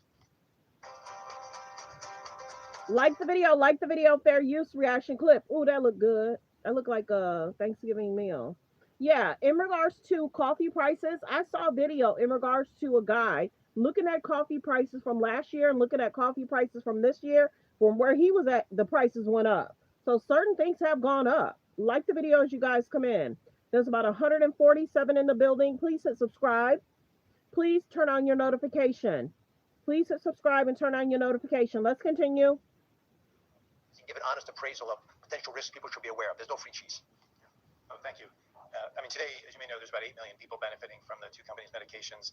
This new announcement will make that tens of millions that could benefit from it. So it's a huge improvement. But as the previous question, we need commercial plans and other insurers to step into this arrangement. I think probably both companies will work hard to make sure that happens. Yet, as Dr. Oz said, no drug that can help you has no side effects. Most of them are well known. We've been using this class of medications for nearly 20 years. And that's why it's important that patients go to their doctor and decide together whether this is right for them, and their doctor knows their medical history and has the information about it. There's always some kind of side effect. I went to an appointment with a friend, and the doctor said, oh yeah, there's this side effect, and oh, your eyes can turn red. She looked at him like, stop playing with me. You about to give me something and my eyes could turn red? I was like, I've never heard of that. We looked at each other and it's like, okay, doc, have a good day. Every type of different medication can have a different side effect, and everybody's body's different. Like the video. So I went with a friend and they told her that. It's like, you got to be crazy. Some of these doctors, I could say something I'm not. You got to be careful what doctors tell you. You know your body. Even though they're a physician, do not listen to some of these people. I could say something, but I'm not going to say something. I always protect my page. Consult with your doctor and ask what the side effects are, always. And read the bottle. Read the information sheet that they give you. Medications, but we're confident in the safety, but there's always some precautions. People's own medical histories matter in that decision. And are there any estimates from... What I would like to say is also that, of course, in my speech, I made a comment that what happened today allows us and Lilly to provide medications to millions and millions more than they are getting it today. Today, a lot of those patients are trying to go out there and take the knockoff versions of these medications, mainly because they were cheaper than our medication. With the reduction of the price, hopefully many of these patients don't need to choose their safety over their wallet and now are able to find the real thing at a very decent price. Is that a big problem for you? Knockoffs? Sounds like it might be. It has been, yes. It has been. But on the other hand, of course, patients have to be able to afford it. So it has been also our job to make sure that affordability. Are the knockoffs dangerous? The knockoffs are not FDA. The API, the raw ingredient that goes into them, are not FDA approved. So nothing is as good as the original. Yes, no, I know that. Yesterday, the Supreme Court Chief Justice Roberts said that tariffs are taxes that they're paid by Americans. He said this pretty clearly. And yet you're saying that this money is rolling in from other countries. How do you square those two? Well, it is. It's coming in because they've charged us. You know, the same countries that you talk about are charging us massive amounts of money. If you look at the tariffs over the years that were put on our heads, there's a reason we're $38 trillion owed. Now that money's going to start coming down. But we had presidents that didn't know how to use tariffs. We had presidents that had no understanding of business. But if you take a look at what's happened to us, every country charges tariffs. China, the European Union was brutal. They charged us tariffs, not only tariffs, they charged us tariffs so we couldn't sell cars there. We couldn't sell our products. They didn't want our agriculture. They didn't want our cars. Now they're taking our cars, and now they're taking our agriculture. You know, far more than money. It really is a defensive mechanism. If we didn't have tariffs, we would be unable to defend ourselves. So do you agree then that Americans are paying those tariffs? I think, no, I don't agree. I think that they might be paying something, but when you take the overall impact, the Americans are gaining tremendously. They're gaining through national security. Look, I'm ending war because of these tariffs. Americans would have to fight in some of these wars. They're gaining in national security. They're gaining in economics. They're gaining in so many different ways. And they're gaining in self-respect for our own country. Other countries used to laugh at us. They would charge us tariffs. Japan was charging us massive tariffs, and yet they wouldn't allow our cars to be sold in Japan. Countries are laughing at us right now because we have elderly that's not being fed. We have families that's not being fed. We have federal workers that's not getting paid. Hello? Like the videos y'all come in. That's some crazy work. But they were selling 9 million cars here, but they wouldn't allow one car. Not one car was sold in Japan. They don't laugh at us anymore. This is really a matter of, this is national security. And by the way, going bankrupt is national security. You know, our country was really in trouble. Going bankrupt, and the difference between going bankrupt and thriving, that's also national security. When you go bankrupt, when you don't have any money, you have no national security. And we are thriving. I mean, all this money coming into our country that I told you about, the 17 trillion as of now, but it's going up rapidly. I was in Japan, and we have Toyota is coming in with $10 billion to build plants, operated by Americans, but building plants all over the United States. Well, they left. They took our plants. They sold cars in here without tariffs. They sold cars. We didn't charge them anything. They destroyed our auto industry. We lost 50%, 54% of our auto industry to others. We used to, if you go back into the 30s and 40s, we had 100% of the automobile business. Then it started getting chopped away. But Mexico, Canada, many countries, I mean, Canada fought us very hard. The ones that don't want us to win are foreign countries that we are able now to do very well with. Those are the ones that fight it. Those are maybe people that hate our country. I think it's the most important case maybe in the history of our country. This has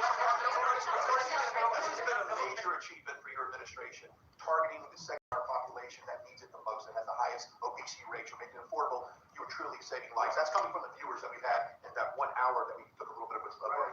My question to you is, Walmart just pushed out a report that says this year's traditional Thanksgiving meal will cost 25% less than it did under the Biden administration, plus gas prices being down in the $2 region makes it more affordable to travel to grandma's house this Thanksgiving. Thank you very much. And it's not so much a question, it's a statement. I would have made the statement, but we have a lot of things happening, so I wouldn't necessarily have made it right now. So Walmart, to me, you know, it's AAA, came out that nobody going to influence them. I don't know them. But they just came out with a very powerful statement. They've done it for many years.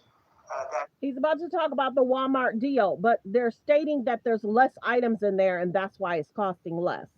Maybe versus people getting 2 or 3 things of corn, maybe they're only getting, maybe versus them getting 3 things of corn, maybe they're getting 2. Maybe versus them getting 3 things of stuffing, maybe they're only getting 2. But the items are less.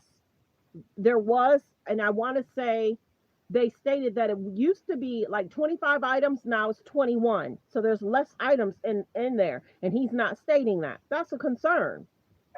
Under the Biden administration, Thanksgiving meal, a Thanksgiving meal with all the trimmings costs 25% more. In other words, our Thanksgiving this year coming up will cost 25% less than Sleepy Joe Biden's. Now, to me, that's better than anything there is. That's better than a poll. They've got everything included, from the trimmings and from the turkey and from everything, a lot of different items. It's 25% less this year than it was last year when he was so-called in charge. He wasn't in charge. The people around the desk were in charge. The auto maker was in charge. That is a big factor. And I was angry last night with the Republicans. I said, you don't talk about this stuff. Nobody talks about it. You know, I rely on a question from a reporter to get that out. We should be talking about it because They talk about affordability. They don't have affordability. We had the highest inflation in the history of our country under Biden. We had high gasoline prices at $4.50, $5 a gallon. They're going to be hitting $2 a gallon with me. We're getting close to $2 a gallon. And when gasoline goes down and energy goes down, everything else follows. What the Democrats do is they lie. We are the ones that have done great on affordability. They've done horribly on affordability. The only thing is they go out and they take commercials how under the Democrats you have affordability. It's just the opposite. We have much lower prices than they do. And we only have one thing, beef, because the cattle ranchers are doing well. We're going to bring the beef prices down, and they understand that, even if we have to help them out. But the beef also is not a big difference. But every price is down. The biggest price is energy. We're at almost $2 for gasoline. And you take a look at where they were at $4.50, $5 for gasoline. And when gasoline and energy comes down, everything else follows. And I was so happy last night. I made a speech, and then I get off the stage. I said, I feel like going up and saying it because I have a lot of respect for Walmart. And nobody's influencing Walmart. They came out and they said, Trump's Thanksgiving dinner, same things, is 25% less than Biden's. Like the video, like the video. And I did see a video last night that talked about it's less items. And in the beginning of my video here, we talked about that it's less items. So like the videos, you guys come in. There's about 171 in the building. Can I get 171 people to please hit that like button and hit the subscribe button and turn on your hit subscribe, turn on your notification. Let's continue. Fair use reaction clip. Affordability. It's a con job by the Democrats. The Democrats are only good at con and cheating on elections. Thank you for this. Mr. President, I have a question about India. Say it. How's your talks with Prime Minister Modi? Great, great. Going good. He stopped buying oil from Russia. And he's a friend of mine, and we speak. And he wants me to go there, and we'll figure that out. I'll go. I had a great trip there with Prime Minister Modi. He's a great man, and I'll be going. Novo Nordisk is in the middle of a 10 next year. No, planning to go to India next year, sir? It could be, yeah. Novo Nordisk is in the middle of a potential $10 billion acquisition for a smaller obesity biotech. They might need your and the FTC's help to see that through. Do you have any issues with that, or Eli Lilly buying a smaller obesity biotech from an anti-competitive? Well, I don't know. Do you want to talk about that? I'd like to hear it. Maybe you should give us a piece of the company, like I've been asking for. So give the United States a nice big chunk of the company. So Novo Nordisk and Pfizer right now are in the middle of an acquisition dialogue and discussion. It's you and Pfizer? It's us and Pfizer. Competing for the company? Competing for the company. Who's winning? And as of today, our bid is higher. And our message to Pfizer is that if they would like to buy the company, then put your hand in the pocket and bid higher. It's a free market. And at the end of it, it has to do with basically the price that the seller is selling for their shareholders and the buyers willing to pay for it. This has nothing to do with FTC, has nothing to do with anything else. Is that a similar product to what we're talking about today? It's a product. It's a series of products that will come to the market in around turn of the decade, where the market is very crowded with many, many other players as well. So it's the next generations of products, and it will come five. Yeah. Mr. President, Zoran Mandami, you said that, you called him a communist. You said that if he won, you would take drastic action against New York City. What kind of actions are you looking at, and will the ICE deportations continue? Well, I think you have to look. If he is a communist, there's not going to be a lot of activity. So you wouldn't need bridges and tunnels and all the different things that were being planned for New York, I think. And look, I hope New York does well. That's all I can say. I love New York. I grew up in New York. I did well in New York. Always did well. And I hope New York does well. That's all. And ICE raids, will they continue? ICE raids? Well, you want to get criminals out. If they're criminals, we want to get them out. Ideally, we wouldn't have to do it because he'll send the criminals out himself. But that seems to be unlikely. No, we have to get criminals out. Millions of people were let into our country from prisons and from mental institutions and drug dealers, a lot of drug dealers and murderers, 11,888 murderers, 50% of them committed more than one murder. And we want to get them out. So whether they're in New York or anywhere else, we want to get them out. We created a great place in Washington. All of you know, you see the difference between what it was now and what it was a year ago under Biden. It was a death trap, and now it's people walk down the street, they have dinner, the restaurants are booming. Washington, D.C. is great. I will tell you, Memphis is doing really well too. You're hearing those reports. It's companies were going to move out, they're not going to move out anymore. We've done a great job, but we've only been there for 4 weeks. So we've done a great job with that. But they have killers in New York, we want to get them out. If they have murderers, if they have people from jails that they allowed out of their jails in order to save a lot of money, we want them out of here. We want to put them back in their jails, not our jails. My question in regards to TSA, would you ever consider privatizing TSA? That question comes to us from our viewers all the time, and I told them I would ask you. think of privatizing a lot of things, but generally speaking, you have government, and a lot of people don't like privatizing, but some things that they really do, they work out better privatized. But it is government, and sometimes government can be better. It's something a lot of people talk about. I've heard the government, as far as air traffic controllers, is 2 thumbs up on that. I've heard from dozens of pilots who have flown the last 90 days, particularly under all the stress of the government shutdown. They tell me, Brian, that is the one thing the government does right is air traffic controls. Well, we're going to do it a lot better, too, because we're going to buy a new system. It's under bid right now. About 4 different companies, all top of the line, great companies, except, in a slightly different field.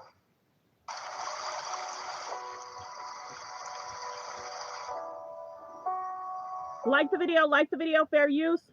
There's about 124 in the building. Please hit the subscribe button. Please hit the subscribe button, turn on your notifications. Let's continue. Air traffic control equipment is 45 years old. Buttigieg spent billions of dollars trying to fix it and didn't even use the right wire. You're hooking up glass into copper. You can't do that. If they went to a reasonably good school, they'd find out you can't hook glass into copper. And they spent billions of dollars, and it was actually made the system much worse. We're going to get rid of the entire system, put a brand new system in. It'll be expensive, but we'll have the best air control system, meaning the control towers. They'll be stripped down to the bone, and brand new equipment is being installed. And we'll give out that. It's a big contract. We'll give out that contract over the next 6 weeks. Mr. President, John Duffy announced, sir, that the FAA is going to have to cut about 10% of flights at the top 40 airports because of the government shutdown. Are you at all concerned that it might not be safe to fly right now? And what do you tell people who are gearing up for Thanksgiving? Yeah, fair question. As Sean Duffy announced, they're cutting in certain areas 10%. And they want to make sure it's 100% safe. That's why they're doing it. Mr. President, given these modifications that are being made to air travel, the other disruptions with the government shutdown, do you think it's time for Republicans in Congress to change their negotiating position at all? In what way? To start making concessions to Democrats? Well, I think it's time for them to end the filibuster and just put everybody back to work. Vote in voter ID, vote in no mail-in voting except for military, far-away military, and people that are very sick. I'd like to see one-day voting. I'd like to see not 65 days of voting from all over the place. No, I'd like to clean up the elections.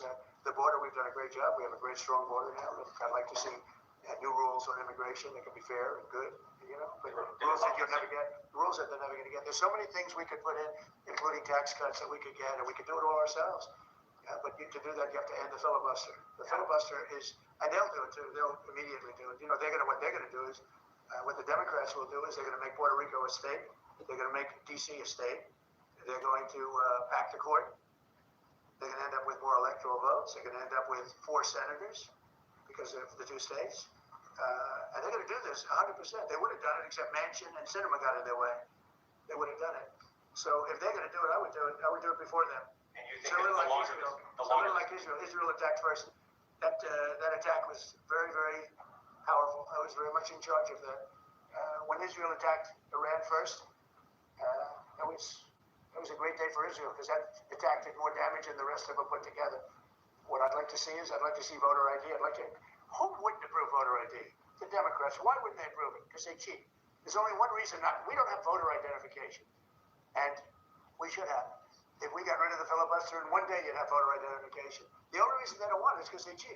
Tax credits. There's some people, Republicans, who would also like to see the ACA tax credits extended for middle class folks who are buying insurance on their own. Where do you weigh in on that? Well, I don't weigh in it, but we're looking at all of that right now. We're looking at all of it. There are a lot of great ideas out there, including for healthcare, because Obamacare is a disaster. The Obamacare premium is going to go up 17 or 18%, and that's not my fault. I didn't want Obamacare. That's the fault of the people that put it in, the Democrats. And now they want to subsidize further. But, where you take it from them, you take it from a lot of other people. We could have much better health care at a much lower price. So are you having another one of these drug pricing announcements with another company, or is this the last we're going to see? About what? About drug pricing, deals. Oh, no, everybody's involved. And we're going to get low pricing from, all companies are being involved. We are now going to have, with all drugs, the lowest price anywhere in the world. That's the price we're going to have. That's called favored nations. We were stupid nations before. We paid more, sometimes 15 times more than they were paying in Europe and other places. So that was really stupid. Mr. President, your top 2 years, these will go down. The injectable prices will go down to $250, I believe. But your American patients might still look at European prices and say these aren't quite low enough to match that. What would you say in response? Well, then we're going to match it because, as far as I'm concerned, we're at favored nations If Europe is paying less, then now there could be other reasons, a distribution, et cetera, it's harder to get to. But outside of pretty minor things, this is favored nations. We are going to be paying the lowest price in the world, outside of some nations that are stone cold bankrupt, have no money, and people make contributions of medicines to those nations, including us. But we're going to have the lowest prices anywhere in the world. And your drug prices will go down 600, 700, 800%. And I'll be given no credit for it, because I never get credit for anything. But nobody else could have done this. So, thank you very much. Like the video, fair use reaction clip. Like the videos, you guys come in. I'm introducing. Please hit the subscribe button. There's about 159 in the building. Let's continue. Fair use. For the longest government shutdown in history, Senate Majority Leader John Thune plans to bring the House-passed continuing resolution to the floor again tomorrow. Three sources telling NBC that this time it will include a new expiration date and 3 full-year spending bills. But the package does not include the Democrats' central core demand, a commitment to extend expiring health care credits. And big election wins for Democrats have energized the party's fight. MSNBC now reporting after weeks of different approaches, Democrats are advocating a new strategy when it comes to the shutdown: unity. Behind closed doors, Democrats have been discussing making their own unified offer on the shutdown. Sources told MSNBC that they seem to be holding out at the moment to see if Republicans could make a better offer first. While we wait to see what happens on the Hill, you know what's happening to Americans? No surprise, they're taking the brunt of the shutdown. A federal judge ordered that the administration must fully fund SNAP. What did the administration do in response? They're set to appeal it. And I want to just say this again. This is the same White House that said they were unable to pay SNAP benefits. This is food assistance for the poorest Americans, 1 in every 8 Americans, 40 million people. And a judge said to them, yes, you can, and still, they don't want to do it. I want you to watch what the president and his vice president said when they were asked about the ruling. It's an absurd ruling because you have a federal judge effectively telling us what we have to do in the midst of a Democratic government shutdown, which what we'd like to do is for the Democrats to open up the government. Of course, then we can fund SNAP. One other thing, our country has to remain very liquid because problems, catastrophes, wars, could be anything. We have to remain liquid. We can't give everything away based on a number. Liquid. I want to remind you, we just gave Argentina a $40 billion bailout, and our government has now taken stakes in all sorts of private businesses. And and y'all heard that, right? People been talking about that. Our country has to remain very liquid because problems, catastrophes, wars, could be anything. We have to remain liquid. We can't give everything away based on a number. Liquid. I want to remind you, we just gave Argentina a $40 billion bailout, and our government has now taken stakes in all sorts of private businesses. And you know what those stakes are not? Liquid. Meanwhile, as it starts to get colder in this country, some low-income families are worried about how they're going to pay for heating bills because the shutdown is also delaying energy assistance subsidies. Plus, the FAA is canceling flights to 40 of the busiest airports in an attempt to deal with their staffing shortages. All right, let's get smarter with the help of our lead-on panel, and we've got a great one tonight. Peter Baker joins us, Chief White House correspondent for the New York Times. David Drucker, senior writer at The Dispatch, is here, and retired Marine Corps Lieutenant Colonel Amy McGrath. She is running for U.S. Senate in the state of Kentucky, and lucky us, she is here with me tonight at 30 Rock. Mr. Drucker, I start with you. How are these election results influencing negotiations on the Hill and talks to end this shutdown? It was just the last couple of hours, it was Amy Klobuchar who said, Donald Trump, you are the man behind art of the deal. Make a deal. Yeah, look, I mean, to the extent the Democrats were feeling anxious about the shutdown as a political matter, I don't think that's the case anymore. But beyond the election results, Stephanie, I think when you have the President of the United States come out the next morning and say, we're getting killed on the shutdowns, Republicans are getting killed, this isn't working for us politically, I don't even know if you need election results if you're Democrats when the leader of the opposition party is conceding the fight, at least conceding the idea of winning the fight as a matter of politics, and that's where we are now. This whole thing is about politics. I was in New Jersey with the Mikey Sherrill campaign on Tuesday night. I was talking to Democrats after the numbers came in, and she was winning in a landslide even before all the votes were counted. And Democrats were telling me that the shutdown has been key to energizing their base. It's been key to reinvigorating the party. And whether or not any of that's true, it's what they believe. And when they look at election results, they certainly don't think that the shutdown has hurt them politically, and nor should they. And so I don't think that you can any longer really look at Democrats to make the first step here out of fear that they're in trouble. At the same time, Republicans are dead set against the minority in the House and Senate directing traffic on Capitol Hill. And so that leaves everybody looking for some sort of off-ramp or trying to figure out, as observers, what that off-ramp could look like. Yeah, we're saying, how about people directing air traffic? We want our federal employees back to work. Amy, where do you think this thing's going? Well, it's outrageous what's happening right now. And I think what you're seeing is Republicans can't govern. And so when you talk about voters and who's responsible for this shutdown, look, the president is a Republican. The House of Representatives is led by Republicans. The Senate is led by Republicans. So it's really, really hard for the everyday American to say, well, this is the Democrats' fault. I mean, come on. The Republicans own this. They own it all. And we're seeing a shutdown. We have, the air traffic controllers who are already strained are even more strained. This is a real problem for Republicans. It's disappointing to the American people that Congress doesn't function. Let's be really clear about that. Peter, Senate Majority Leader John Thune told colleagues that he thought he could get enough Democrats to back this plan tomorrow. Does that seem likely to you? Like the video, Fair use reaction clip. Like the video. There's about 129 in the building. Please hit the subscribe button. We're almost at our quota. Let's continue. Fair use. Does that seem likely to you? No, not yet. I don't think that's happening. He thinks he can peel off 5 Democrats in order to get to the 60 votes they need to overcome the filibuster. And there are some moderate Democrats who are anxious or eager to try to get this shutdown over. It's the longest shutdown in American history at this point. A lot of people are suffering. People who obviously want, to be able to buy food, who aren't getting SNAP benefits, people who want to fly without 3-hour delays at their airports or flights being canceled. So the pressure will increase on Congress to get something done. But as Dave, I think, rightly said, the Democrats aren't going to be the ones who feel the pressure right now. And I don't think that they're going to peel off in order to help John Thune solve this without some sort of a concession. Okay, here's why I'm going to say I'm somewhat pessimistic, because House Speaker Mike Johnson is not willing to even promise a vote on extending Affordable Care Act subsidies. That's the Democrats' main demand. That being the case, David, what gives us any confidence that this thing is going to move? Yeah, I don't have a lot of confidence that this is going to move, at least not until we're on the precipice of Thanksgiving. I do think the idea that millions of Americans are not going to be able to get to their families for what is such a major holiday and a tradition for all of us is the kind of pressure that could force politicians to act, because these things are live wires. You're winning one day, you could be losing the next. But in the interim, if you can't guarantee a vote on something that may fail anyway, that's a problem. I think for Republicans, I think what they have to wrap their head around is the idea that they were in the driver's seat in the beginning of this thing because Democrats instigated the shutdown. American voters tend not to look at shutdowns as a legitimate form of political combat. I've told you that before.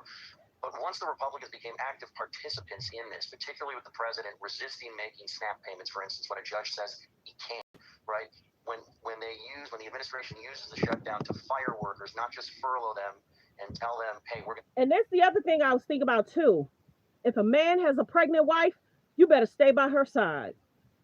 If you have parents that are not well and in the hospital, you better get to that hospital. If a person has a situation regards to trying to get an interview, you better get there 2 days before. People have to plan ahead to make sure they have to get to where they have to get to. Could you imagine a spouse not being there for the birth of their child? Could you imagine somebody not being there next to a mother or father that needs their assistance?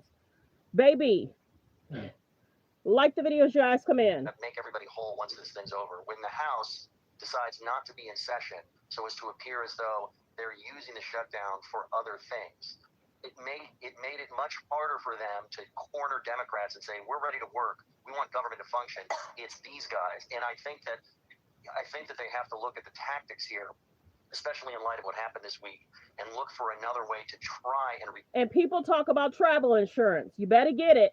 You better get it to make sure you can get another ticket, or if you get bumped and you're missing your flight, you literally have to make sure your flight is 3 hours after that flight. And you're going to have to sit there and make sure you got extra cash to get a hotel just in case.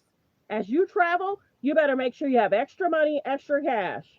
And if your parents are not well, you better figure out a way to get next to your parents or get next to that wife that's pregnant. There's about 151 in the building. Please hit the subscribe button. We're 20 people away from meeting the quota for today. Please hit subscribe and thank you. Let's continue fair use. Claim the high ground.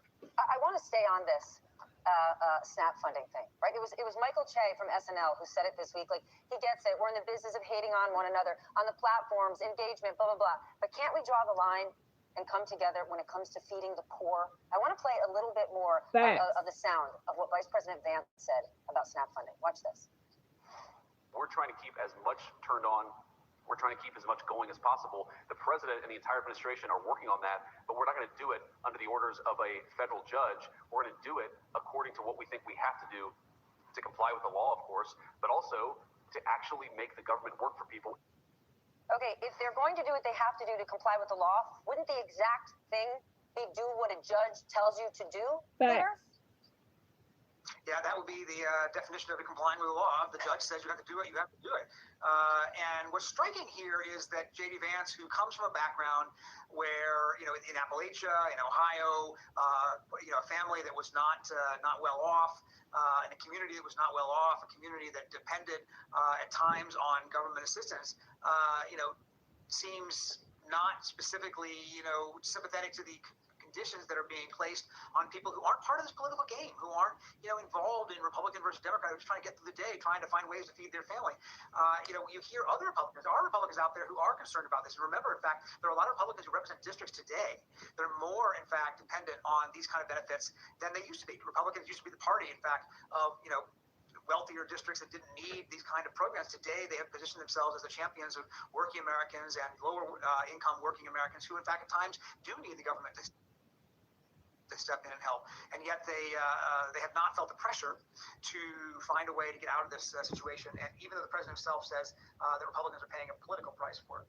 Okay, but those voters, Amy, those economically disadvantaged voters, the Americans who felt like the current America isn't working for them, that is exactly that economic pain. Exactly what Donald Trump tapped into in 2015. It thrust him onto the political stage, and the idea of the MAGA movement to make America great again is what got him elected. Yep. But these things that we are talking about, food subsidies, right? Obamacare subsidies, these are things that Donald Trump's voters rely on. He ran against railing against the elites and helping Americans pull themselves up. And in Trump 2.0, we're getting the exact opposite when it comes to the impact of his policies. So take us to your state, the state of Kentucky. Yeah, and we have 500,000 Kentuckians that need SNAP and are on SNAP. And I think, a lot of people voted for Donald Trump because he promised to make their lives better. And so what we're seeing right now is a lot of people taking a step back and saying, wait a second, how can you give Argentina a $20 to $40 billion bailout? Hello. But you can't move the funds that are already there for emergencies, for SNAP over to help our fellow Kentuckians, our fellow Americans. How is that America first? I mean, that is what people are saying right now in Kentucky. That's some crazy work. Like the video, fair use reaction clip. Like the video as you guys come in. Thanks for being here. Please hit the subscribe button, you guys. We're almost at our quota. Please hit the subscribe button and turn on your notification. Let's continue. Update today as one of Donald Trump's top immigration officials got caught lying under oath, and a judge did not let it pass. Can you explain what happened in court? So what happened was a federal judge, U.S. District Judge Sarah Ellis, has said in court during a hearing for a preliminary injunction in a case involving federal occupation of Chicago that Greg Bovino, the commander of Trump's Operation Midway Blitz, admitted that he lied. That's a quote. Admitted that he lied in a deposition. This is according to reporting by the Chicago Sun-Times and a couple of other outlets. They gave some examples of some of the stuff that he's said to have lied about. One of them involved there was this passage of the deposition. There's video of this where he was talking about a video showing him tackling an older man. And he was asked about this incident in the deposition, and he said, no, that didn't happen. And you can see during the deposition footage, the lawyer appears stunned and asks him again. So if someone is looking at this video of you tackling someone, you would tell that person, don't believe your lying eyes. So according to the judge, he later admitted that was a lie. There were a couple of other passages of the deposition. There was another one where he was asked to about a pepper ball incident where a clergyman from a Protestant clergyman who was pepperballed by a federal officer at an elevation. He claimed he didn't witness it. The judge said that was a lie. Then there was another famous incident where folks have probably seen the photo of Greg Bovino, the commander of this so-called Operation Midway Blitz in Chicago, tossing a tear gas canister. And the tear gas canister, he said he had to toss it because he could have been pelted with a rock by a protester. He admitted, apparently, according to the judge, according to reports from the courtroom, that he was not, in fact, hit by a rock, which was the central justification for tossing a tear gas canister into a crowd. So these are multiple incidents. It all came out during a hearing, and at the end of that hearing, the federal judge, Judge Ellis, issued an injunction blocking Thanks, Bovino Paris. and the agents that he supervises in Chicago from violating the rights of journalists, protesters, and clergy.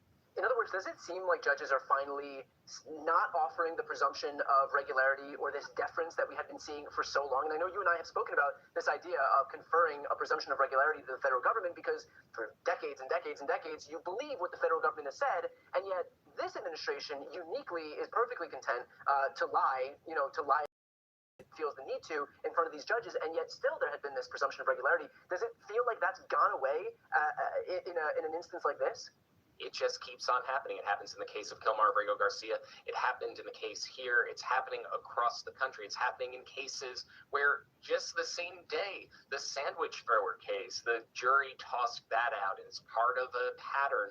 That again is immigration agents, where a case you can't take these agencies at their word, and juries aren't, and federal judges are not. And today, the fact that the federal judge said that Bovino admitted that these were lies, absolutely led to this bombshell order. And I'll say another thing here. This is the case, and it was a case brought by a coalition of journalists, protesters, and clergy, where the judge had Bovino on such a short leash. She originally issued... Okay, let's get to Nancy Pelosi, because she's talking about she is planning... First, we should talk about his response. She's planning to retire. Like the videos, you guys come in. Like the videos, you guys come in. After publicly announced, first, we should talk about his response to the announcement from Nancy Pelosi. After publicly announcing yesterday that she would not seek re-election after a nearly 40-year career in Congress, former House Speaker Nancy Pelosi is 40 years explaining her decision in a new piece that was published in The Atlantic. In it, the California Congresswoman harkens back to the founding of our country, advising Americans to cling to the ideals of freedom when faced with a threat to democracy. Pelosi writes in part this: those of us who believe in liberty and dignity, goodness and generosity, must never give in to the forces arrayed against the things we hold dearest. The battle can be exhausting, but it is a battle to which we are called by conscience and by love of country. Meanwhile, reaction from Washington continues to pour in from both sides of the aisle, and that includes President Trump, who did not mince words. Instead of recognizing Pelosi's decades of service to the country, Trump simply said this. Like the video, like the videos, you guys come in. Like the videos, you guys come in. There's about 136 in the building. Can I get 20 people to hit the subscribe button? We're almost at our quota. Can I get 20 people to hit the subscribe button? We're almost at our quota. Let's continue. Fair use, reaction clip. I think she's an evil woman. I'm glad she's retired. I think she did the country a great service by retiring. I think she was a tremendous liability for the country. I thought she was an evil woman who did a poor job, who cost the country a lot in damages and in reputation. I thought she was terrible. The old guard has been repudiated, and the radicals are taking over the Democratic Party. We have evidence now every day. Former Speaker Nancy Pelosi has now announced her retirement this morning. That is a very important sign that I hope that you all will delve into. Even the famous San Francisco liberal is not far left enough for the neo-Marxists. I mean, Caddy, First Speaker Johnson, who just seems to be living in a different reality with what happened Tuesday with these elections. Sure, Democratic Socialists, Zohran Mamdani won in New York City, but very moderate Democrats won in New Jersey and Virginia. The party also did very well in swing states like Pennsylvania, as well as deep red states like Mississippi. So that's that. And then as far as President Trump goes, we know his personal animosity towards Pelosi. Pelosi was really the sort of top Democrat who stood up to him, who defied him in his first term. And it's yet another moment when, given the choice between taking the high road or the low road, President Donald Trump always goes low. Yeah, it reminds me of a conversation I had recently with a senior Republican senator who said, we do have a president who is not prone to moments of grace. And I think that is exactly what we saw yesterday. This is not American politics as it used to be. It's a reminder that we live in a new rhetorical era.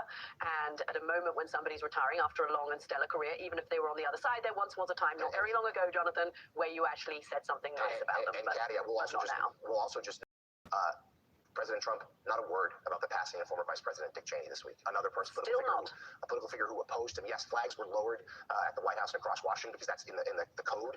But Trump himself, not a word about the passing of someone who he disliked. Yeah, again, the end of norms and traditions, and let's see if those get reestablished at some point in the future in American politics. I think all of us hope they do. It is a nicer place to live in when people are a little bit more gracious. All Republicans repeated the president and the House Speaker's negative talking points about Nancy Pelosi. Here's GOP Congresswoman Marjorie Taylor Greene of Georgia sounding a little different. I will praise Nancy Pelosi. She had an incredible career for her party. I served under her speakership in my first term of Congress, and I'm very impressed at her ability to get things done. I wish we could get things done for our party like Nancy Pelosi was able to deliver for her party. Gene, watching Marjorie Taylor Greene separate herself almost at any moment she can from both the White House and Republican leadership has been so interesting. What do you think's going on here? I think maybe she's running for president. I think she maybe Oh, she's not running for president. There's no way in regards to that. There should be a cap on who can be in Congress, period. There's about 105 in the building. Can I please get 105 people to hit the subscribe button? We're almost at our quota. Please hit subscribe. Let's get the likes up to 100. Can I get 30 people to hit that like button? Double tap the screen. Let's get the likes up. Let's get to 100 likes. Please hit the thumbs up video. Please thumbs up the video.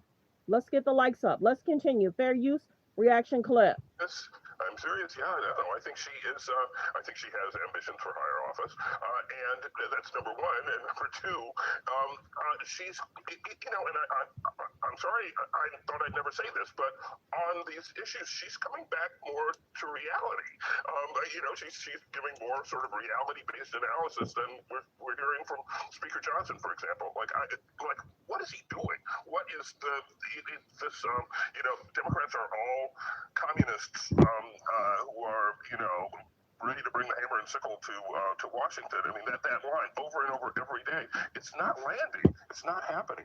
Look at Tuesday's results in Virginia, for example. Every single county, including the most conservative, the most Republican counties, every single one, the Trumpiest counties, everyone moved toward the Democrats. That should be telling them something. Yet it seems to have gotten through to Marjorie Taylor Greene and perhaps not to others. Yeah, the Marjorie Taylor Greene welcome to the resistance moments continue to pile up. Richard Haas. But let's just talk about the Republican Party right now. Yes, the lack of class being shown by the president, not surprising, and we won't get that for the remainder of his time in office, I am sure. But it does seem like the party not just learning the wrong lessons from Tuesday's election, but seems, at least in its leadership positions, so many of them adopting this meanness that emanates from the White House. That, yeah, maybe that works for Donald Trump. Maybe that thrills his supporters. And I don't think a lot of voters, those swing voters who actually decide elections, I don't think they like this. Yeah, one of the lessons of the election the other day, it's not just about where the Democratic Party is going, but it's where independents are going. And I don't think Americans are comfortable with meanness. Donald Trump has never met a norm he likes. I mean, think about it. You know, the peaceful transition of power, the idea that after you lose an election, you pick up the phone and you congratulate the person who won. We had warnings, if you will, from the get-go. And what happened just yesterday with Nancy Pelosi is another sign, but norms matter. Norms are kind of the lubricant of American politics. They reduce friction because laws only take you so far. You've got to have certain unwritten rules about how things work. And if you don't, you have things like shutdowns where people really get hurt. And you can't get anything done. And the amount of legislation passed now is ground essentially to a historic low. It means our foreign policy can't be consistent because people no longer respect the idea that foreign policy is special and politics are meant up at the water's edge a little bit. And I think Americans at some point will push back against this. Press 3 if you knew where you're watching from. Press 3 if you knew where you're watching from. Press 5 you've been here before, where you're watching from. And maybe. It gets to what Gene was talking about with Marjorie Taylor Greene. And again, never thought I'd be having this conversation, but is recognizing the pendulum swing in politics. And maybe, just maybe, people are beginning to wake up to the fact that the pendulum has gone far in a certain direction where Donald Trump has taken it. And maybe we're beginning to see the revival of an American middle. Yeah, at the very least, it felt like Tuesday's results were a rejection of some of the Trump extremism. We'll see what happens, of course. Like the video. Fair use reaction clip. Let's continue. Are you surprised that Nancy is retiring from her position in Congress? Let me know.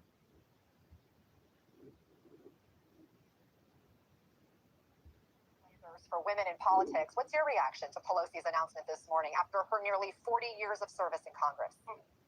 I love Nancy. I love her personally. I love her politically. There's really no one like her. And I'm excited that John's on the show because, you know, we were there together when she led. Here's the thing. To be speaker, to be elected by all those guys, you have to understand. Women, it's been a slow march forward for us. I got to the House in 1983. She joined in 1987. There Wow. were 25 women in the House. There she is at that time. 25. And we had the AIDS crisis. And it was so frightening to us. We didn't know what to do. And we understood we had to convince our colleagues. And Nancy was the greatest at that. And she knew, she grew up in a political family. She had the political genes. But I would say, her toughness, her focus, also her selflessness. Because when you are a leader in a body like that, where everyone is so consumed by themselves, I hate to say it, you need to understand where they're coming from. When can they vote with you? When can they, be given a pass?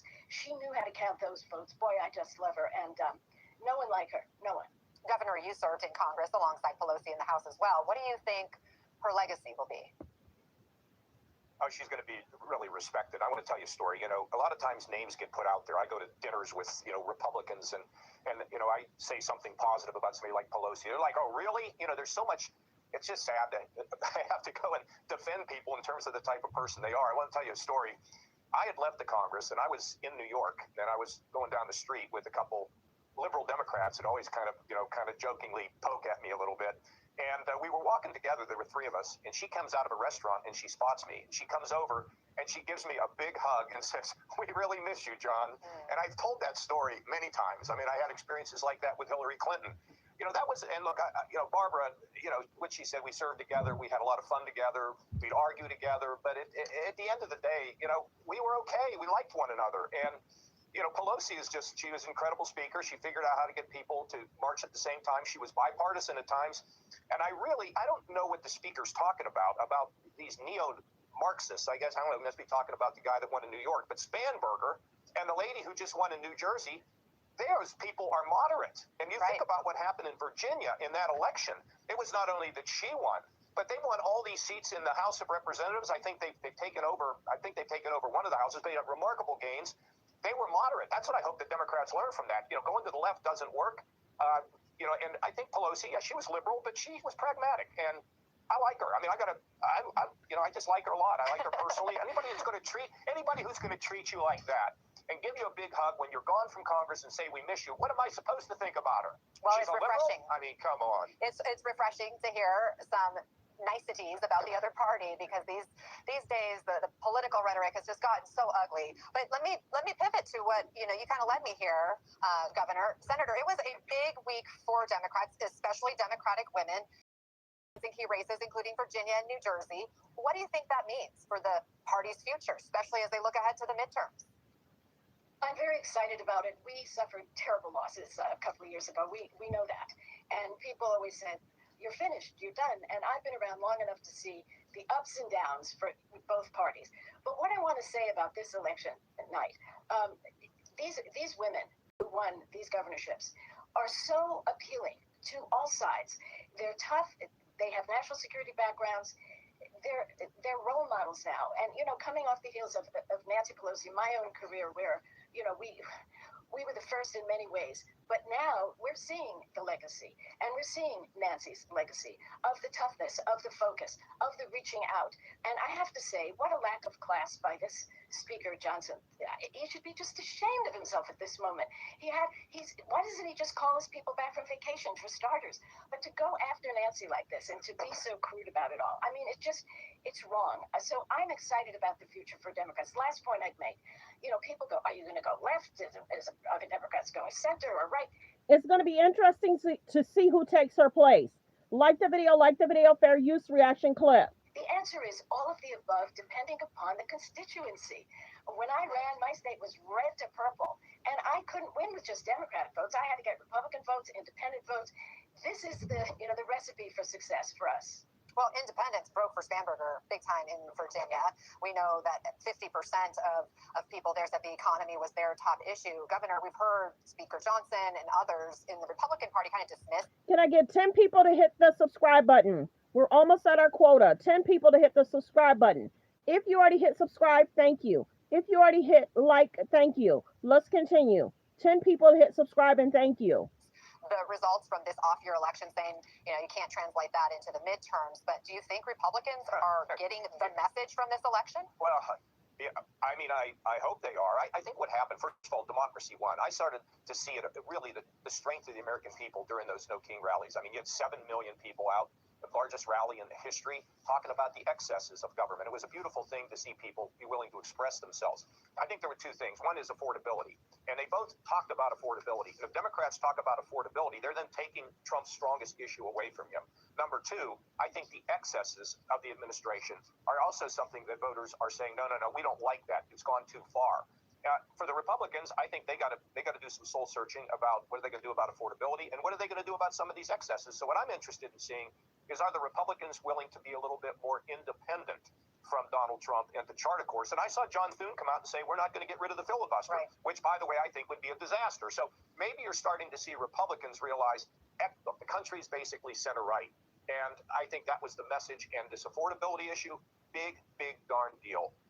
That was one of those cross threads from the moderate candidates who won to Zoran Mamdani, who is a Democratic socialist as he defines himself. And all of those candidates were focusing on affordability. Former Governor John Kasich, former Senator Bob. Let's continue. Fair use reaction clip. Like the videos you guys come in. Like the videos you guys come in. Thanks for being here. Thanks for subscribing. So, just when it seemed like the SNAP situation was finally resolved, there's been another major development. The Trump administration has officially appealed the court order that required the government to fully fund SNAP benefits this month. Now, if you watched the last update, you'll remember that a federal judge in Rhode Island ordered the administration to release 100% of November's food stamp payments by Friday, saying anything less would cause irreparable harm to millions of families. That ruling brought relief for people across the country who have been waiting for answers. But now that the administration has appealed, things have become more complicated again. What this appeal means, what might happen next, and how it affects people depending on SNAP right now. All right, let's get into it. The big picture here is that this appeal doesn't automatically stop the judge's order. It just means the administration is asking a higher court to review it and possibly to put on hold while they argue their case. That could delay or even reduce the next wave of payments if a stay is granted. So the question on everyone's mind is simple. Will people still get their full SNAP benefits this month? Well, as of now, the district court's order still stands. The USDA has been told to make full payments by Friday. Some states have already started updating their systems to prepare for that. But if the appellate court steps in, things could shift again quickly. Let's take a step back and look at how we got here. SNAP, or the Supplemental Nutrition Assistance Program, has been a lifeline in America. Hold on. I don't like that music. Like the videos you guys come in. Like the video as you guys come in. Like the video.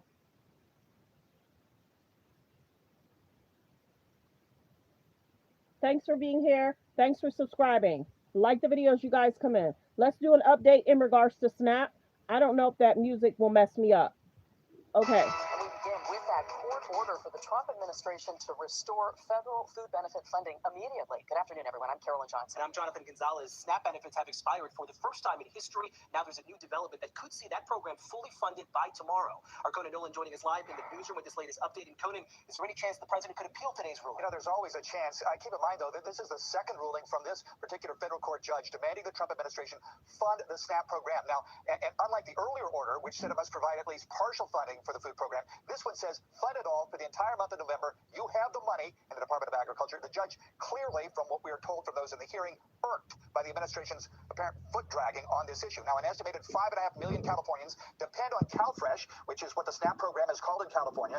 They use a benefits transfer card to purchase food from some 26,000 grocery stores, supermarkets, farmers markets, even some restaurants. Federal District Court Judge John McConnell had earlier ruled that the Trump administration needed to use existing funds to keep the program afloat, but the administration responded with new bureaucratic rules that state agencies said would take weeks to comply with. And then the president on his social media account wrote this, that there would be no SNAP benefits until Senate Democrats voted to restore reopen, I should say, the federal government. Well, today, Judge McConnell, here is what he did. He blasted the administration. The judge saying that without SNAP funding for the month of November, 16 million children are immediately at risk of going hungry. This should never happen in America. This is Melanie Zanuna. She covers Capitol Hill for NBC News.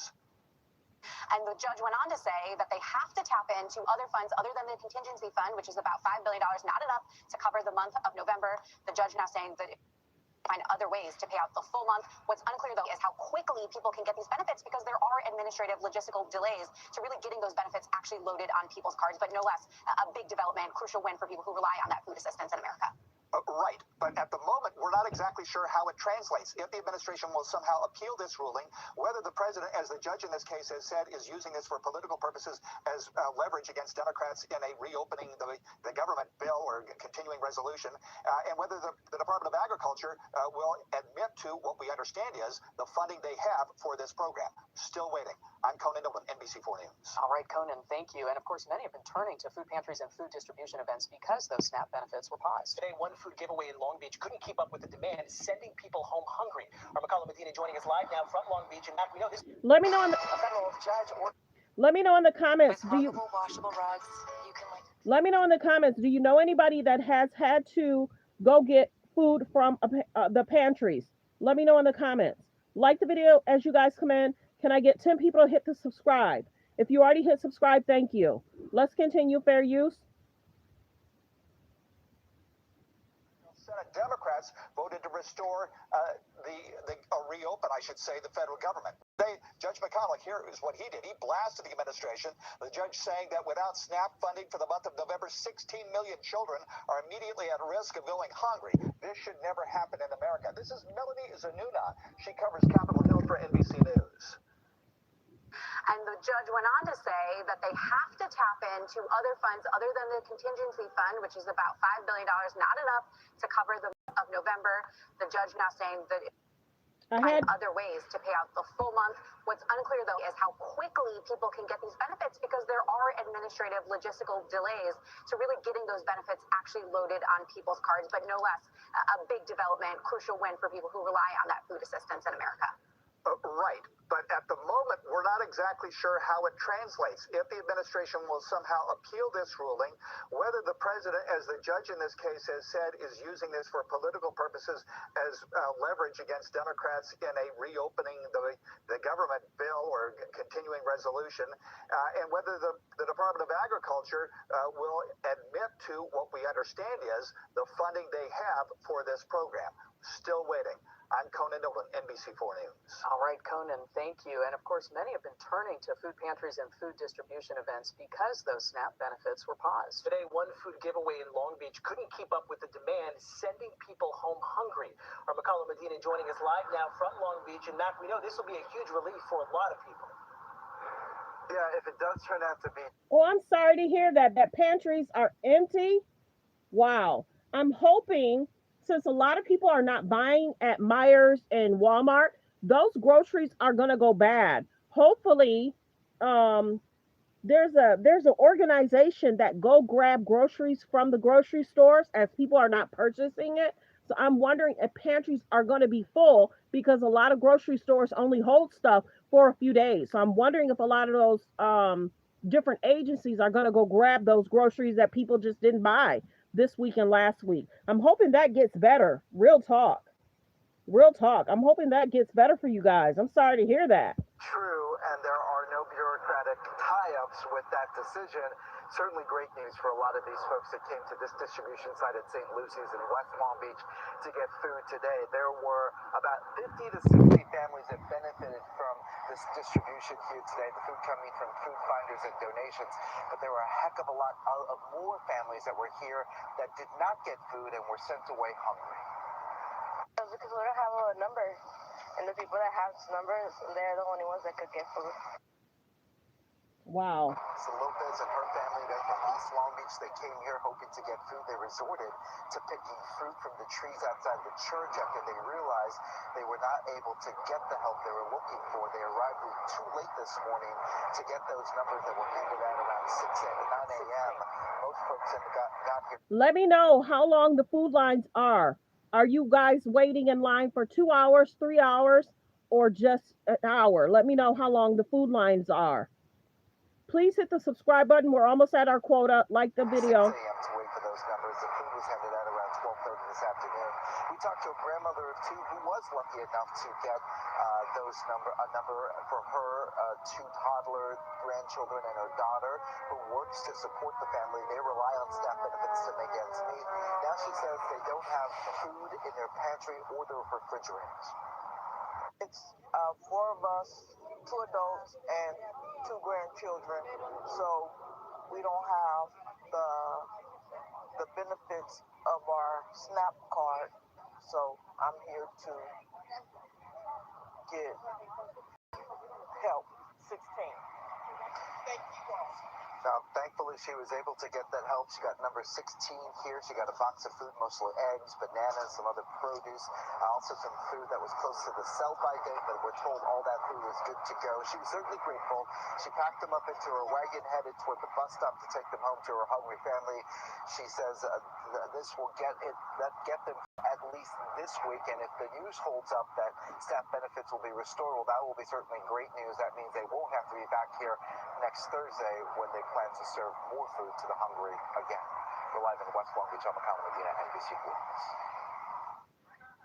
Mac, thank you. And if you are in need of food, head to our NBCLA app. We have links to a list of county-by-county food banks in Southern California.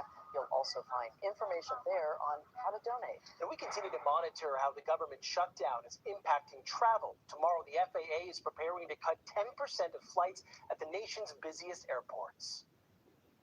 And we have new clarity about which airports will be impacted, including LAX. That's where NBC4's Camilla Rambaldi joins us with reaction from travelers. Camilla. Carolyn and Jonathan, travelers we spoke with here at LAX tell me that so far things have been calm here and that they haven't had any issues with their flights. But for those coming back to the airport, one man says he's worried about what travel will look like in the coming days. Travelers in Los Angeles are bracing for the possibility of flight delays and cancellations as the government shutdown is now at day 37. I have concerns moving forward. People here at LAX telling NBC4 so far today they haven't dealt with any issues, but they are thinking ahead. I'm going to try and put them off until this thing's over. Travel wasn't a problem. Of course, now we're getting texts from airlines about impact potentially to flights, because of the 10% mandates. Starting tomorrow, the FAA is expected to cut flights nationwide by 10% across 40 major airports due to staffing issues. That includes LAX and Ontario. Transportation Secretary Sean Duffy says it's a safety call, as thousands of air traffic controllers have been working without pay for over a month. Here's Sarah Nelson, the president of the Association of Flight Attendants, CWA, weighing in on the impacts. We need to understand that the safety and security comes first. This is right away going to have an impact on flight attendants and pilots who don't have those flights. That will have an economic impact on flight attendants. But there's a ripple effect. When planes slow down, people don't get their packages, people don't get their medicines. Ahead of the busy holiday rush, travel experts say to plan ahead, arrive early, and to be flexible. Making sure that you check the TSA website to see what the lines look like, that's the best way to know when you need to leave for the airport. If you are able to put everything in your carry-on luggage and you don't check luggage, that allows you to be more flexible to hop on another flight. And if your flight gets delayed or canceled, understand your options. Know your rights. If an airline cancels your flight, you are owed a refund so long as you don't take the flight that they rebooked you on. And if you need to rebook your flight for the first flight of the day if you can. The first flight of the day is way more likely to operate than the last one. A statement from Delta on X today reads in part, "We will work to give customers as much notice as possible about any changes to their flights and are offering flexible options to change, cancel, or refund flight to, from, or through the impacted markets, including Delta Main Basic, without penalty if traveling during this period." Be patient. Be very patient. Expect delays. Now, travel experts also say to use travel waivers from your airline, and a statement from United CEO Scott Kirby also saying in part any customer traveling during this time is eligible for a refund if they do not wish to fly. He says that also includes non-refundable tickets and those with basic economy tickets. Like the video, fair use reaction click. Can I get 10 people to hit the subscribe button? We're almost at our quota. 10 people to hit subscribe. If you already hit subscribe, thank you. Let's continue. The administration said it will appeal that ruling. We're closing out day 37. A federal judge ordered the Trump administration today to immediately fund SNAP for the month of November. Good evening, everyone. I'm Carolyn Johnson. Colleen is off. But tonight, the Trump administration said it will appeal that ruling. We're closing out day 37 of the government shutdown. It has been a period marked with chaos and confusion over food assistance benefits, furloughed workers, and government employees who continue to work without a paycheck. Also, Revolution, starting tomorrow, economic FAA revolution. plans to slash the number of flights at major airports. So let's go ahead and play this if you're just now coming in. Cost of Thanksgiving and the cost of living through Thanksgiving and enjoying Thanksgiving. For Joe Biden, it was 25% more than it is for me. At a later time, our energy costs are way down, our groceries are way down, everything is way down, and the press doesn't report it. The press reports whatever the con people say. You know, I call the Democrats con men and women. They make up numbers. But when you look at 25% reduction in costs for Thanksgiving between Biden and me, meaning this administration, that's a tremendous number. It's the biggest reduction in cost in the history of that chart or whatever it is they do. They do a synopsis of everything. They cover every element of Thanksgiving meals. 25% down. So I don't want to hear about the affordability because right now we're much less. If you look at energy, we're getting close to $2 a gallon gasoline. With Biden, it was $4.50, $5. Another thing, inflation. We had the worst inflation in the history of our country. Now we have virtually no inflation at all. It's down at a very low number and a very normal number. So the affordability is much better with the Republicans. The only problem is the Republicans don't talk about it. And Republicans should start talking about it and use their heads because we have great numbers. We have great, and they're going to only get better. When all these jobs open up, all these factories open up that are being built all over our country. I mean, we are building auto plants. We're building AI plants. We're leading in AI over China and everybody else. When all of these plants start opening, we're going to have a revolution, a positive revolution, economic revolution like never before. Talk about the cost of Thanksgiving and the cost of living through. Let's continue with the news. There's about 83 in the building. If I can get 10 people to hit subscribe and thank you. 10 people to hit subscribe and thank you. Because of the record-long shutdown. Those airports include LAX, San Francisco, Oakland, Chicago, and New York. All of this happening just weeks before the holiday travel season. NBC4's Robert Kovacic joins us now to break down how this will affect passengers. Robert. Carolyn, we are talking about 40 of the country's busiest airports, including LAX, ordered by the FAA to have airlines reduce a number of flights. It's going to start at 4% flight reduction tomorrow. That's about 760 flights nationwide. And then it's going to ramp up to 10%, capping there on Monday.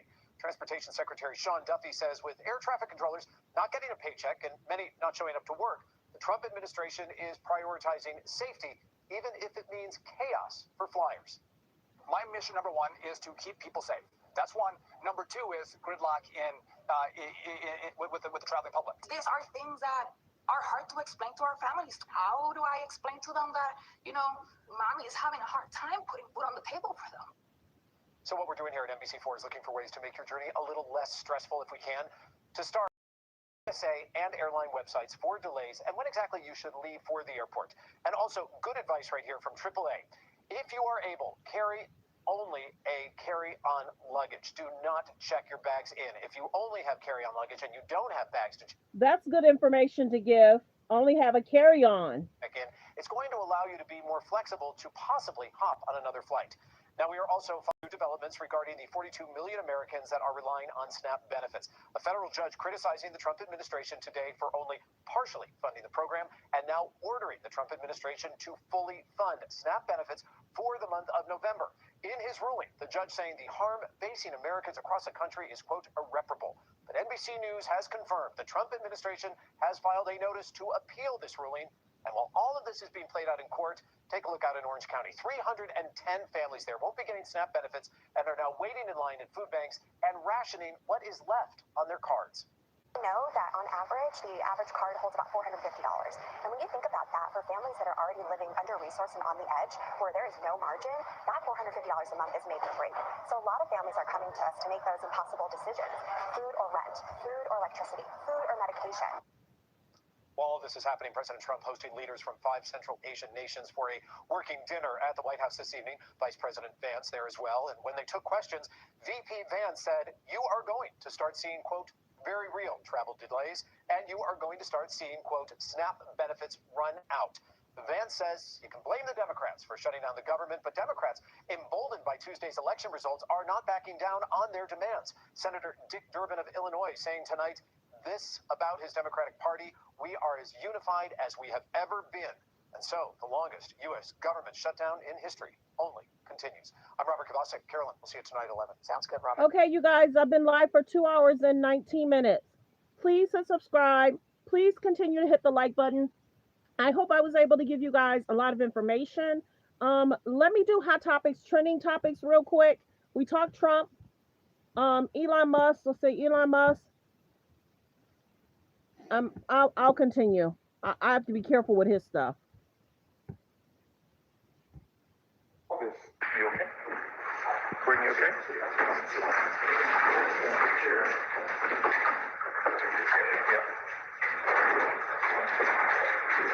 This was a press conference where Donald Trump got CEOs of big pharmaceutical companies in the same room to try to prove that Americans are getting healthier. Literally, the breaking news on the Chiron said, return on investment is healthier Americans. Super symbolic that this press conference would happen at the White House during a time when Donald Trump was using his propaganda machine in Fox News to try to misinform the public that somehow they were getting healthier because of this administration. It's also super symbolic that our Secretary for Health and Human Services, RFK Jr., who has no medicinal experience, no medical experience, no scientific or public health experience, would fucking run out of the room instead of trying to treat this person. Had he been a doctor, had he been qualified, different fucking story. That's another damn shame for you. Dr. Oz talking about the links between obesity and dementia while this fat sack of bullshit is slunched over in his motherfucking chair, sleeping. People can sleep again because they can breathe as when they go to bed. Folks whose knees... Like the video. Let's continue. I'm not really going to talk about this, but I'll just show y'all. Allegedly, Kanye West has apologized. This has been trending. Many people were wondering, where was Kanye? He hasn't been really surfaces over a good month or two. Now he's resurfacing and he's apologizing. I won't play the clip, but you can go look it up. There's that. Hot topics, trending topics. Collapsed in the Oval Office today during a press conference, and Donald Trump care less. Just watch the video of when this happened. But today we... Are you okay? Courtney, you okay? Look at JFK left. Did y'all see that? And Donald Trump just couldn't care less. Just watch the video of when this happened. But today we... Are you okay? Courtney, you okay? Watch him leave. Look at him leave.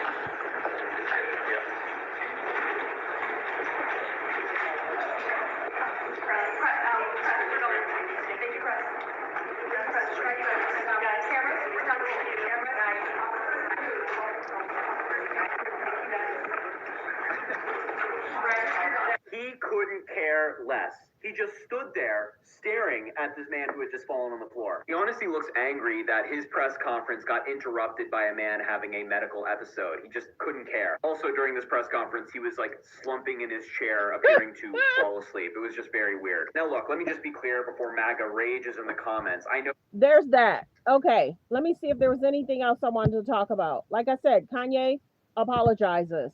I would like to play it, but I don't need no problems with my page. I don't need no problems with my page. That's the guy that fainted. That's how they could tell that something was going on. Because at first I was like, how did they know? Because he looked like he was about to faint. It's being reported allegedly Tyler Perry is willing to donate $14 million to support families affected by the SNAP benefits. Now I'm wondering who he donated that to. That's a blessing. That's a blessing. If Tyler Perry's going to donate $14 million, that is a blessing. Who did he donate it to? Hopefully you'll notice a change in the city that you're in. Hopefully you'll notice a change in the city that you're in. If I find out where that $14 million went, I'll let you guys know. But that's a blessing if he is donating $14 million to support families affected by SNAP. If you guys did not know, it was reported that Jamal Bryant Church had already been giving to families. Now they're giving even more. So hopefully some of that money went to Jamal Bryant's church. Some people were tripping out saying those were actors. What are you talking about? Jamal Bryant has a huge congregation. A lot of those people that were getting the food from Jamal Bryant's church were his members. I can't believe somebody was trying to say Those were actors out there trying to get food. That sounds crazy to me. Be careful who y'all listen to. Some of these pages have gone left. I don't know what they be talking about. Some of them used to be my favorite. Now they've gone left, talking crazy, talking about some of those people were actors. No, those were people in need. I don't agree with all churches, but there are some churches that are out there that are doing the best for the community.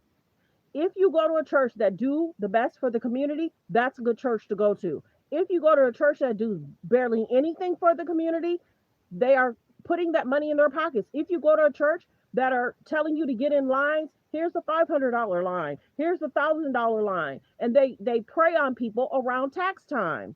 So if you go to a church that gives to the community, that's a good church to go to. If you go to that church and they're willing to help in regards to family services, that's a good church to go to. So hopefully, Jamal Bryant's church was able to get some of that funding. Hopefully, I don't know who Tyler Perry donated to, but I can't believe some people are saying that, he doesn't help. He does help the community. He was helping the community before the SNAP issue. Let me see if there was anything else. It's being reported that Kim Kardashian ChatGPT for her failing her exam. So let's play some of that in regards to her failing her exam. Are you guys surprised that she failed? And do you really think that that's the reason? And I'm surprised that TMZ is even reporting on it. Okay, let's see. Hold on 1 second. Are you guys surprised? Like the video as you guys come in. Yeah, she's been trying to trend regarding that show. She's actually utilizing the people from that show to try and trend as well. Like the video as you guys come in. Like the video as you guys come in. Hold on 1 second. Yeah, I can't believe she's blaming. Let's see. Hold on.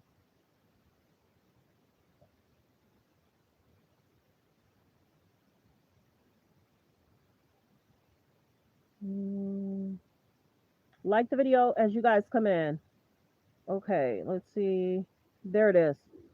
Thanks for waiting, you guys. It took me a minute. I had to type it in. For failing her law, Kim Kardashian is blaming ChatGPT for failing her law exams. The Kardashian star, who graduated from her law program in May, reveals that she used ChatGPT to help her study for her school exams, but it occasionally steered her in the wrong direction. Kim tells her All's Fair co-star Teyana Taylor during their November 3rd appearance on Vanity Fair's Lie Detector Test series, "I use it for legal advice, so when I need to know the answer to a question, I'll take a picture and put it in there." Teyana goes on to ask Kim if she considers that method as cheating, but the Skims founder immediately points out the machine's many flaws, saying, "They're always wrong. It has made me fail tests all the time, and then I'll get mad." So if it's always wrong, why did you continue to use it? Why would you use it for the law exam if you know it's always wrong? What? Something's not adding up. Do y'all realize that? Saying, "They're all..." Skims founder immediately points out the machine's many flaws, saying, "They're always wrong. It has made me fail tests all the time, and then I'll get mad and I'll yell at it. You made me fail. Why did you do this?" And it will talk back to me. However, Kim, who shares kids North St. Chicago and Psalm with ex-husband Kanye West, is still on the path to becoming a lawyer. She shares on the October 24th episode of The Graham Norton Show, "I will be qualified in 2 weeks. I hope to practice law. Maybe in..." So now she's saying she should be qualified in 2 weeks? 10 years, I think I'll give up being Kim K and be a trial lawyer. That's what I really want. So do y'all really think that that's the blame for her in regards to her faulting chat? Let's continue. How is she able to use that for her test anyway? Is blaming ChatGPT for failing the California bar exam. During an interview with Teyana Taylor, Kardashian revealed she used the AI chatbot to study. Kardashian revealed that she used ChatGPT for legal advice. She also talked about getting mad at it and yelling at it as well. She also called the chatbot her friend and urged it to do better. That's crazy work. How can you use that for your test? I don't even know if it's illegal or not. Like the video, fair use reaction clip. Like the video as you guys come in. Even TMZ is talking about it. She spoke out. Um, she was blaming Kanye. They're talking about the show she was recently on. Isn't doing well. Do you support the show? I mean, y'all let me know. She not having a good 3 to 4 weeks because she was getting dragged to how North was dressing. Remember that? People were dragging her, saying, "Do better, do better in regards to your daughter. Do better." Are you trying to tick Kanye off? Are you trying to upset him? But it's interesting. People talk about Kim and Kanye constantly. People talk about Kim and Kanye constantly. Are the K's and the J's role model? Are they expected as Hollywood people to put out a narrative? You know what I'm saying? Are they expected to put out a narrative? Okay, you guys, I have some stuff I have to take care of. Thanks for being here. Thanks for tuning in. We just did a few hot topics, trending topics, and we just talked about the SNAP. We talked about the airports. We covered a lot today, so I hope you guys appreciate it. Thanks for liking. If you did not subscribe, please subscribe. There's about 71 people in the building. If all 71 subscribe, I'll get that quota and keep that quota. I wish we could have got to 100 likes, but I have some things I have to do. So I appreciate you guys. Thanks for being here. Thanks, Paris, for being here. Thank Anonymous for being here. I appreciate you guys for always being here. Copyright disclaimer: under Section 107 of the Copyright Act of 1971, allowance is made for fair use for purposes such as criticism, comments, news reporting, teaching, scholarships and research. Fair use is use permitted by copyright statute that might otherwise be infringing. All comments are alleged, in our opinion, and for entertainment purposes only. Thanks for being here. Focus on healthy, safe relationships. Be around people that's loving, kind, and respectful. Have a great day, everyone. Happy weekend. Goodbye. Be blessed.